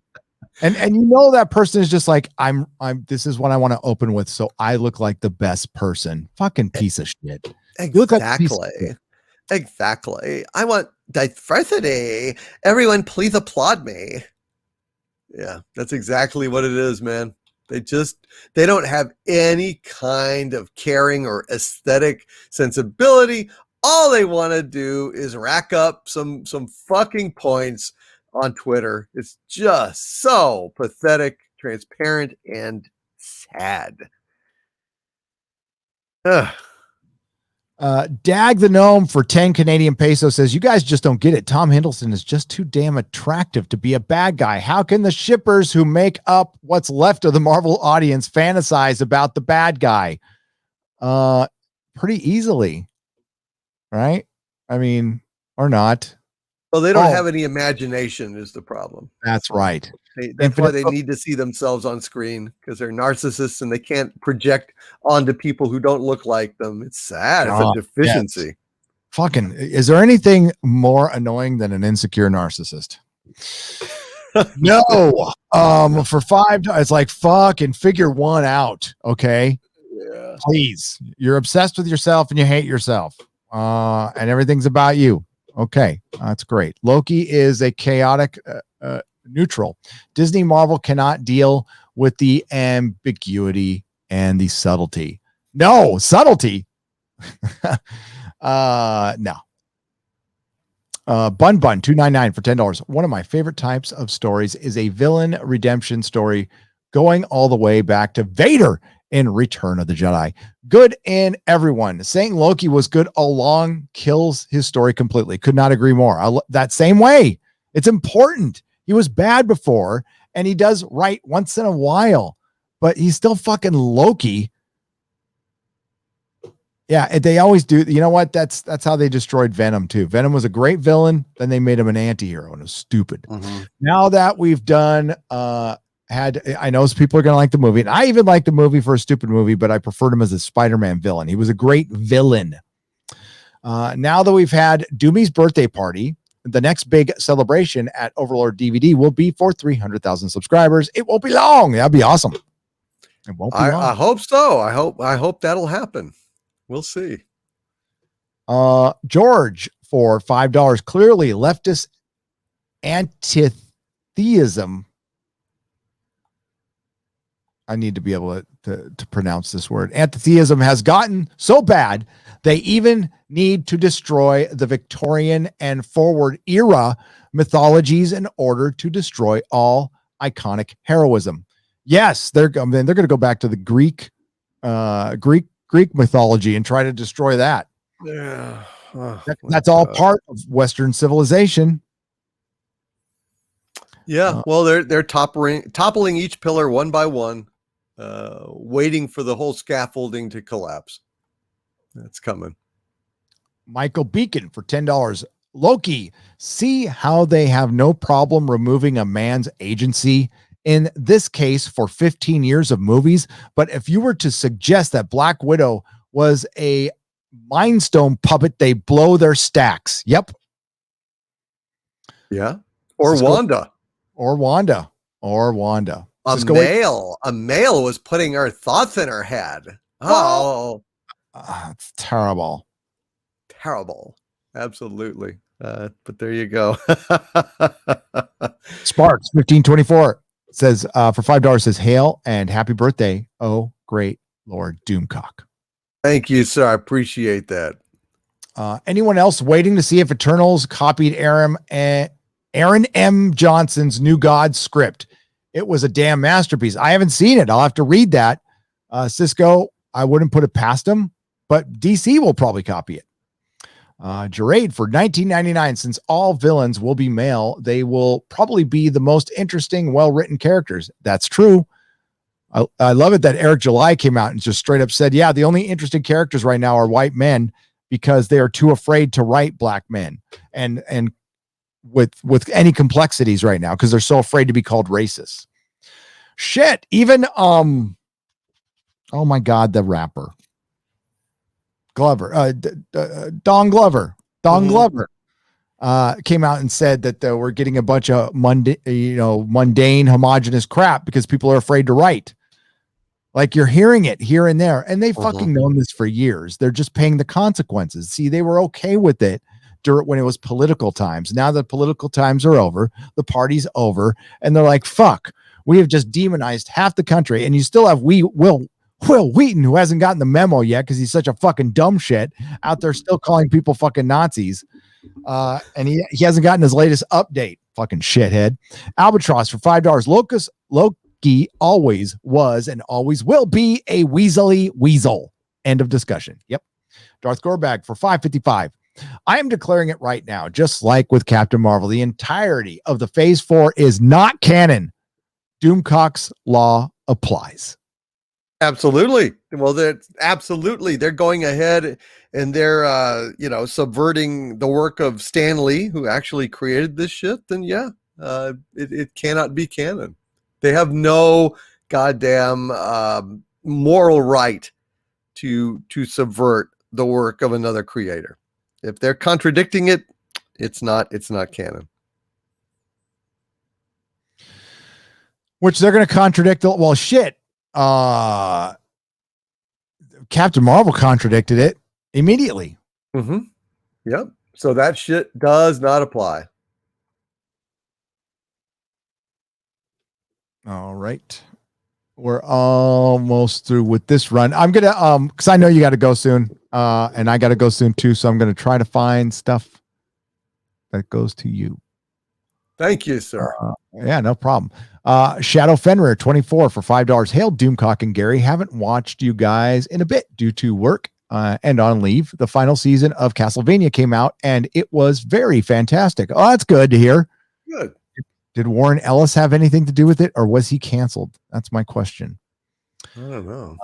Daryl the Derelict for $5. Hail Nerdrotic. Love that shirt. Hail, my Lord Doomcock. All IPs are doomed. All superheroes now look like overrated sock puppets, for fuck's sake. Yeah, that Miss Marvel costume was shit. It's a joke. Oh, Marvels. Marvels, they're calling it. Oh, my God. I hope they had some quotes around it or some irony intended, because there's nothing marvelous about that shit. Brian Riffle for $5 says Catwoman, that's probably her actual costume because it's year one. Is it year one or year two? I'm always confused by this.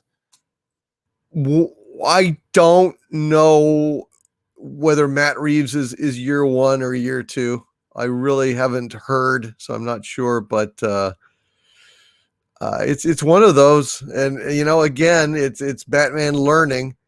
And when you have Batman learning, he's not really Batman yet. And I'm just sick and tired of seeing Batman movies where Batman isn't Batman yet. It's kind of like when we had, the Star Trek movies, honestly. I love the original series movies, but we hardly ever got a movie with an Enterprise that was fully staffed, fully operational, and not a prototype and not understaffed or packed with training cadets. It was weird, man. Yeah, that was kind of weird. And think about it. Well, yep. And in Return of the Jedi, Han wasn't in the fucking Falcon. Not once. Bugged the shit out of me. Absolutely bothered the shit out of me. Well, it should. It should. Yep. Han and Chewie not in the fucking Falcon together for the last movie? Are you fucking kidding? Not for 5 minutes? Yeah, not even at the end. Not Very even at regrettable. Yeah, couldn't stand that. Let's see. We got one more.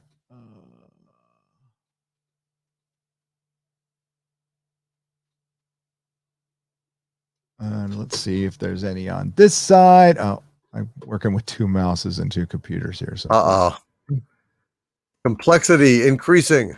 Hurting brain. All right, we're good. We're good. If any more popped up, then if it's really, I could probably answer the question myself. Let me refresh it one more time, and then you could probably be free to go enjoy the rest of your post birthday. Well, actually, what I'm gonna do is get my ass in bed and get up early and get back to work on videos, because taking even a few days off just to enjoy your damn birthday, it just puts you so far behind. God, I'm feeling the pressure, dude. Oh, that's why I have to put time limits on these things. I have to compartmentalize my life, because when Melissa's gone, it's impossible, because I gotta watch the kid, hang out with him, spend time. Yeah. Is she not there tonight? Yeah, she goes she comes home for like 2.5 weeks and then leaves for like a week, 10 days, and does stuff at the house, and cuts some hair and goes checks on the older son, and while I'm here fucking around on the internet. But great. But yeah, no, I feel you, man. I just got caught up from the vacation, barely. Took 2 weeks. I'm in trouble. I gotta get my ass in gear here. But well, go to bed, man. Plug your channel. Happy birthday. Tell everyone where they can find you, and anything you got coming up. Absolutely. Well, first of all, you can find me at youtube.com/overlorddvd. That's my main channel. Please come and subscribe. We're growing and doing some great things. Great new stuff coming up soon. I've also got the Harvey Zone, and today I posted a my birthday live stream over there, and I've downloaded a whole bunch more of my other neglected live streams. So I'm pretty much thinking that I'm going to post a live stream every single day on the Harvey Zone until I'm caught up again. So I apologize for all of that, but as you can see, I'm busy. But now that I've got them, I've got space on my computer to download these things in the first place and then upload them. You can expect to see a lot more of our old Inquisitions and Friday Night Frolics over there as well. Patreon.com/Doomcock and Subscribestar.com/Doomcock as well. Thank you, Gary. It was great fun, man. Had a blast, and good to see you again. Good to see you too, my friend. Happy late birthday again. Go get some sleep. Get back to work. Looking forward to the stuff, and I'll see you next Sunday. All right, brother. I'll see you later. Have a good one. And we'll talk about Exozone too. Yes, we have to. There's so much shit going on. I know it, man. We got to. All right. Take care, brother. Bye-bye, dude. Bye-bye. All right. Back to the super chats. Here. Let's share some screen here. Is that it? There we go. We can have that up there while I read the super chats. Where was I? Amateur Ant. Is that it? For $5. I'm still waiting for them to make the Punisher punish some male butthole soon. Who cares what Pedowood does anymore? Not me. He's done. He'd just rather watch YouTube, which is fine. We can provide alternate entertainment. I am okay with that. You can see us clowning them as an alternative. It really is.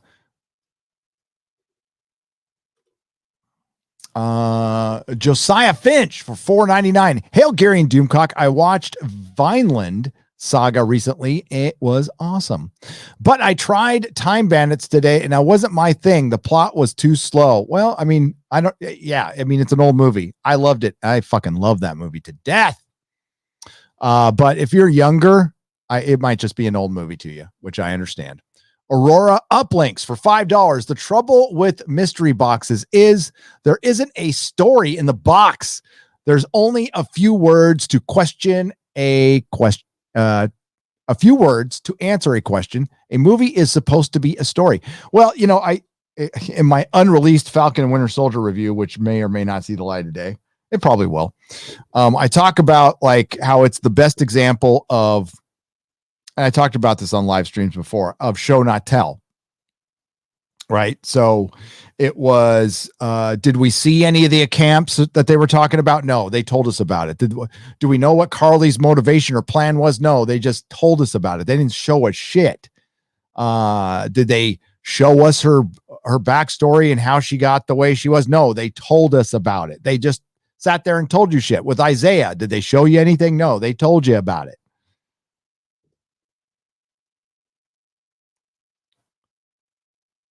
Unpopular movie opinions for $5. Do you know how long it took for me to realize that his name isn't Josh Sweden?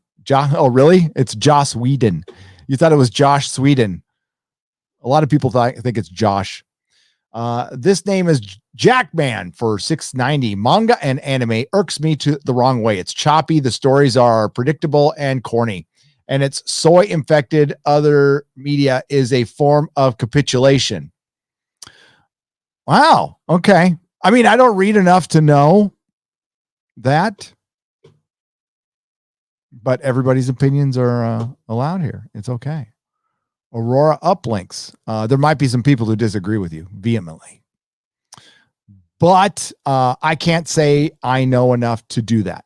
Admittedly, mystery boxes are cool and I love opening them, but a really great film should be a very elegant story with optional mystery boxes hidden.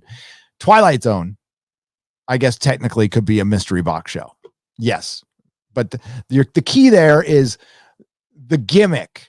all JJ as the gimmick. You can use whatever gimmick you want if you're an elegant, talented writer, because that will be the thing that people remember.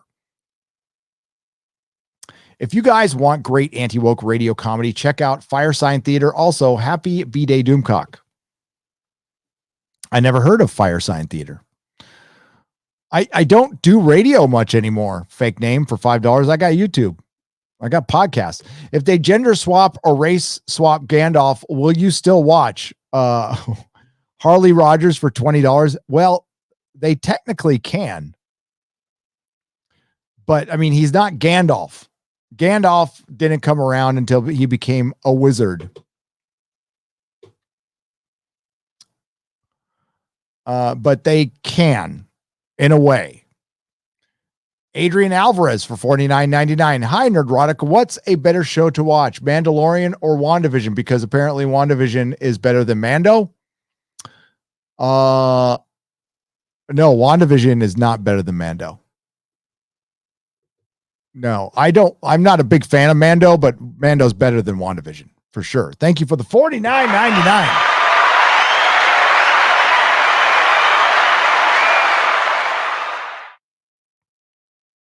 I appreciate that.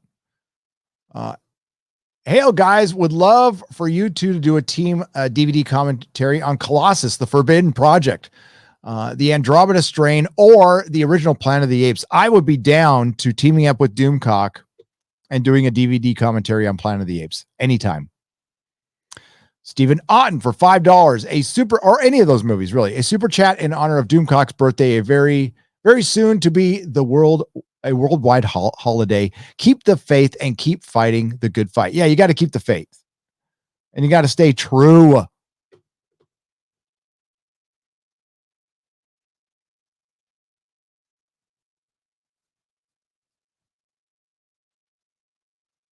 All right, over to the donation side.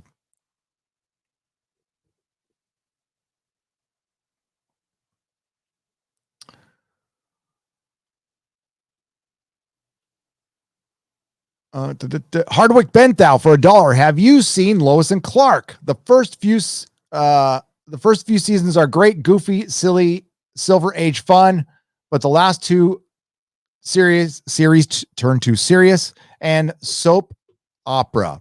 Terry Hatcher was great as Lois, as was Lane Smith as Elvis obsessed Perry White. Yes, I thought the first few seasons were. I think there's only 4, right? 4 or 5, maybe. When Terry Hatcher got her haircut, it all went downhill. Now, Steel City Exile for $10. Gary, an offhand comment that you made on a live stream weeks ago inspired an encounter in the Shadowrunner RPG that I run. No way. Today, the players encountered wizards in a drug deal gone bad. Oh, that is awesome. Thanks. I'll take credit for that one. Wizards and a drug deal gone bad. Hardwick Benthau for $1. Before doing another Exozone, you all need to watch the Art Alien TV's videos. He searches NASA roving images for evidence of life on Mars and has made some extremely convincing finds. There are skulls, army tanks, and petrified bear up there. I've seen a lot of that stuff. I am very much into that hobby. I don't talk about, I mean, I save it for the Exozone now, but I'm very much into that hobby.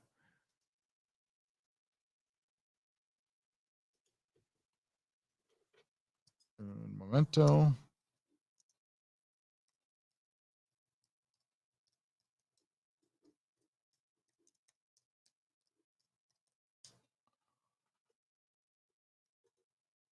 Damn it.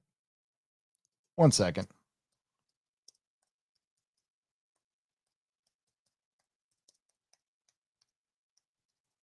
Working with 2 keyboards here.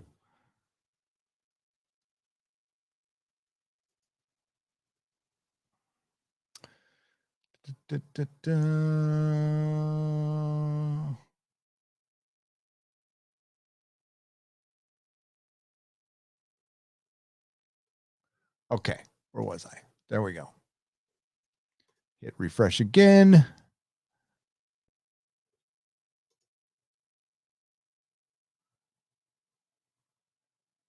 I like how a lot of things in the fandom menace and CG came from war campaign like Hail. People still do. Amateur Ant for $5. Hail didn't come from war campaign. Hate to break that to you. Hail came from Doomcock. That's the first place I saw it. And I wasn't rolling around war campaign when they started, but I've been around CG forever. Maybe it did start there. I thought it started in Doomcock. I don't know. I was Armature Ant. I was in Englantine's live streams back, and I was in when Diversity in Comics did live streams. I was around before Ethan showed up. I was in the chats though. I wasn't I was just in the chats watching. I wasn't like actively participating. I'd send a super chat once in a while, but I was there. The Doug Ertz days, the Captain Cummings days, I was there. Aurora Uplinks for $2. Hippies tried communism. They gave it up quickly. They did. Aurora Uplinks for $2. Admittedly, that was in the 60s and 70s with communes. All right. I don't know. When did war campaigns start? Oh, I don't care. Just like they can't make a good Dr. Doom, he is too complex for Hollywood to wrap their little, I'll add that in there, Black Lotus 30, little heads around. Yes, he's far too complex to wrap their heads around. He is a dictator that is loved by his people, and he's a villain. Really wants that Sue Storm. Really hates that Reed Richards. And he's a fucking awesome villain, and Darth Vader is partially based on him. V Burn for $5. Sorry, but my government makes your movies shows so sorry, my government makes your movies and shows so terrible. From Shanghai with love. Oh, you don't have to listen. By the way, according to my analytics, 40% out of you out there are not subscribed. And maybe today is the day I earned your subscription. No, according to my analytics, I have a lot of viewers in China that go through the website, because the website showed me I had a lot of people who watch in China. By the way, glad you're watching. There's a definite difference between a government and its people. You are more than welcome here. We're happy to have you. And free Hong Kong. Tolkien always also had the Haradrim that swarthy men from the South. Yes, they did. It's already there, and they complain about it. They complain about that shit. But trust me. And that's actually brought up almost as much as orcs. Uzdrathek, Aurora Uplinks for $10 for both of you. I'm sorry I missed that one. Sorry. You know what would be a fun Star Wars cartoon where they made a series about Bothan spies? Well, they did, but they didn't really put in the Bothan spies who go around stealing things and sneaking around Imperial bases to see what they can see.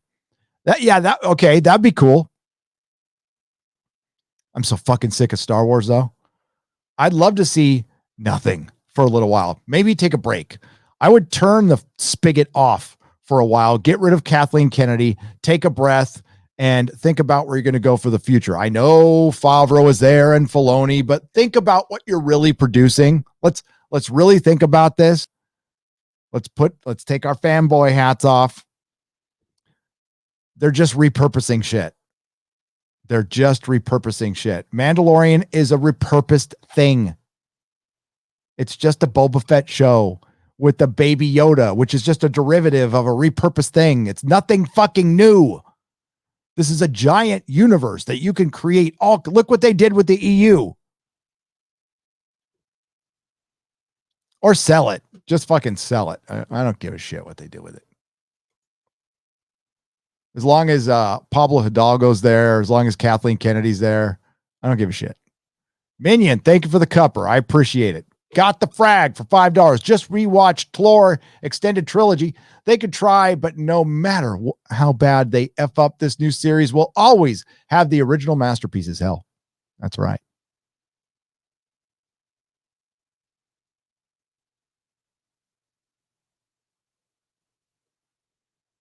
Hail, Gary, and my liege.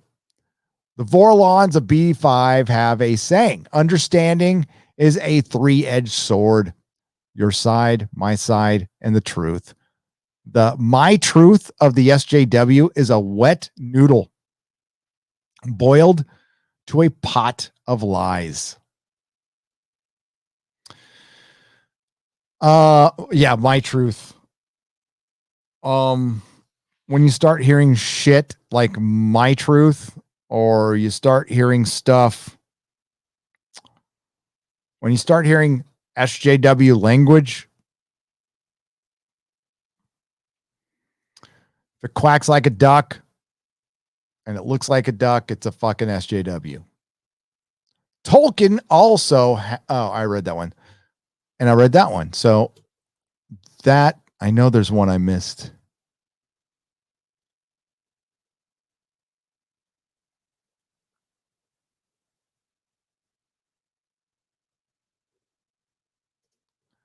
Give me just a second.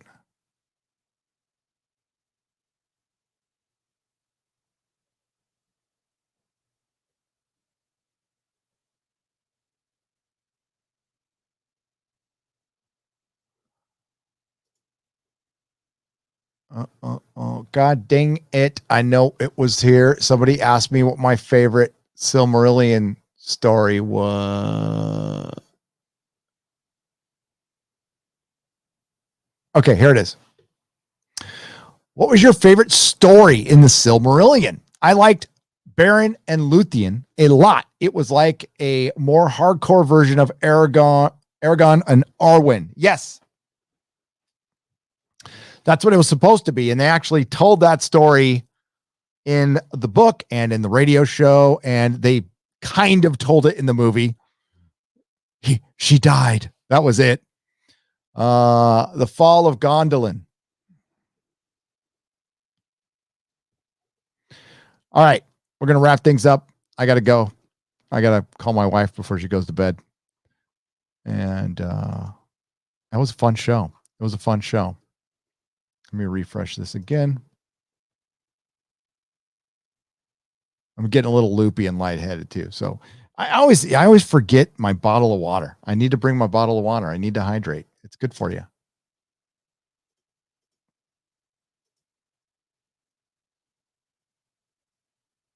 Sarah B, thank you for the $5 on the donation side. I appreciate it. Says, Hail Gary.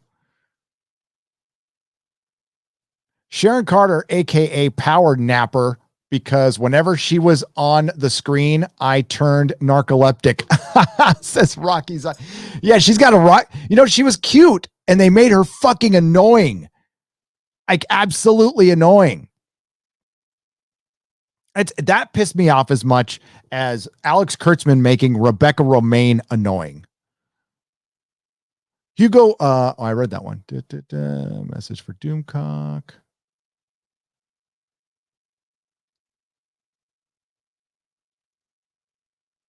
Okay, we're wrapping things up. Thank you to the Modrotics. Love you guys. It's a thankful job, and I appreciate everything you do. Big shout out to Eric K, who he coordinates. He's assigned as the head Modrotic, and he does all the coordinating, and he is fucking great. The best. I got the best mods, got the best audience. I am grateful for you guys every day. Thank you for all the super chats and donations and keeping the lights on. I am grateful that I had Doomcock on my channel for a great show. I am grateful for everyone who has supported this channel over the years. And, you know, people come and go. YouTubers come and go. It's the circle of life here. It's the way things go. But through it all, some of us, most of us, have kept our eye on the prize and not messed around with stuff that doesn't involve us or shouldn't involve us. If I responded to everything I was accused of, it would just be a boring show. I'm here to entertain you as much as I can. And that's it. Have a few laughs, have some at my expense. It's all good. It's all good. And every day I wake up and I get to do this. It's the power of like flipping shit around. So when going on 7 years ago, I was at a pretty low point in my life. And I had to restart things. I had to eat fucking tons of crow, humble pie, whatever you want to call it. I had to do all that shit. And I had to go back to work in a field I thought I had left behind. This is after running a comic shop and shit.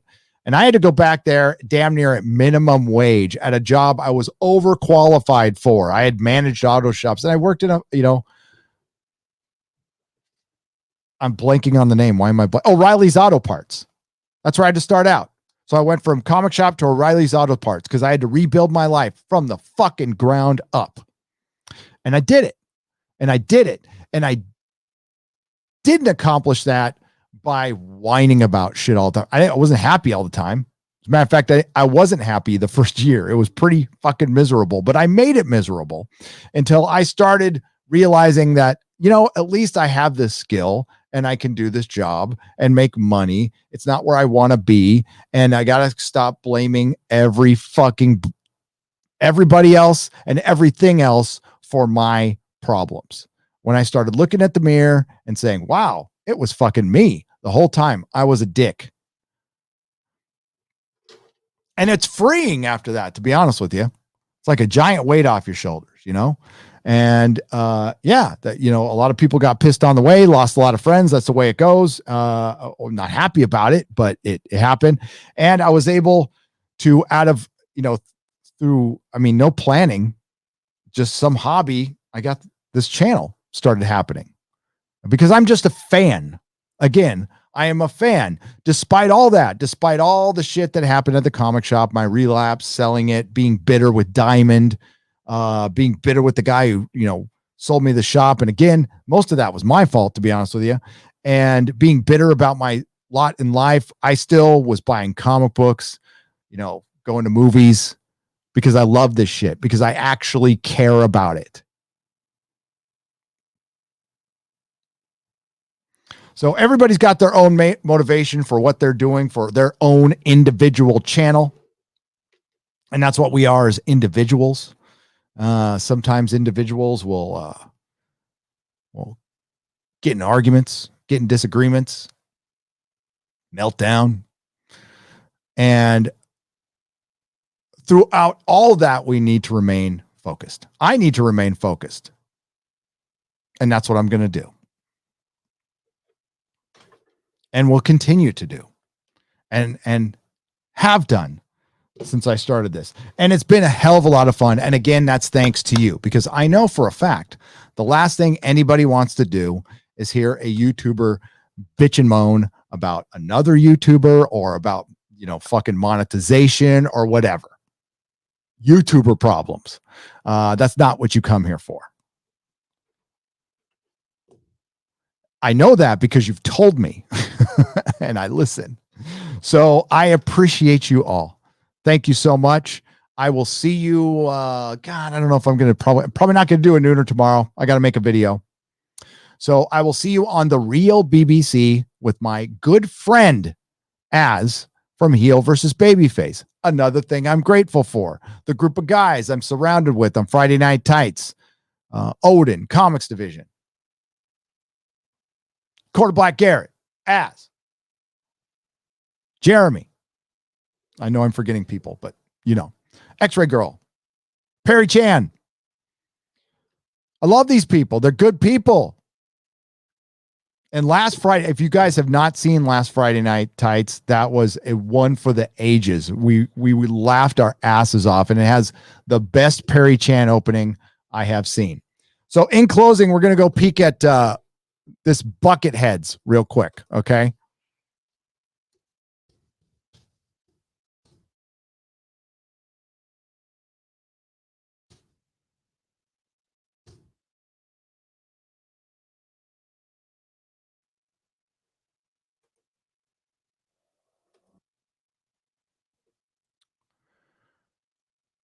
let's take a look at this. This looks pretty cool, man. It's a fan film.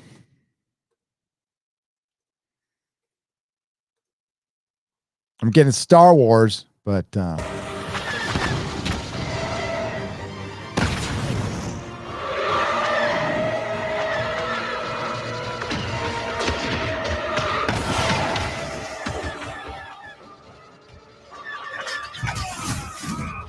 we lost Sapphire 4!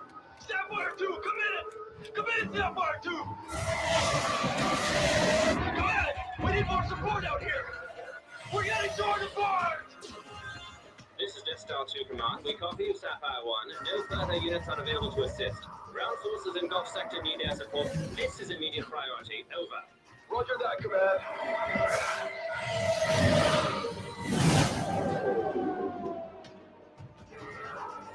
Maker, save us.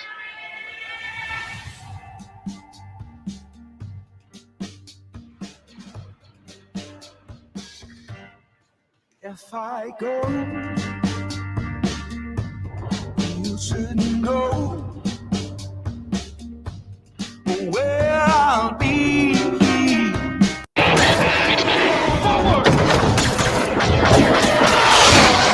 so what you got here, I don't know if that's an original song or not. Hopefully I'm not going to get hit for that. But yeah, it's basically the Battle of Endor, right? Different perspective. Kind of cool. Go check it out. It's called Bucketheads, and it's a whole season. Like, I don't know. This is awesome. Now, as you may or may not know, I am not the biggest fan of, I like fan films and stuff and fan fiction, but I think you should do your own original stuff. I think that it could be more lucrative for you, and we need original stuff, but that's cool. It's cool that exists. Hopefully Disney doesn't squash it down, and that tells you that people still love your franchise. So I'm not shitting on it. You know, it's fucking cool as hell. But you know, I think doing your own thing is probably more, again, advantageous, and it could be more financially lucrative. And it's easier now than it used to be. And God knows we need it. So thanks everyone again.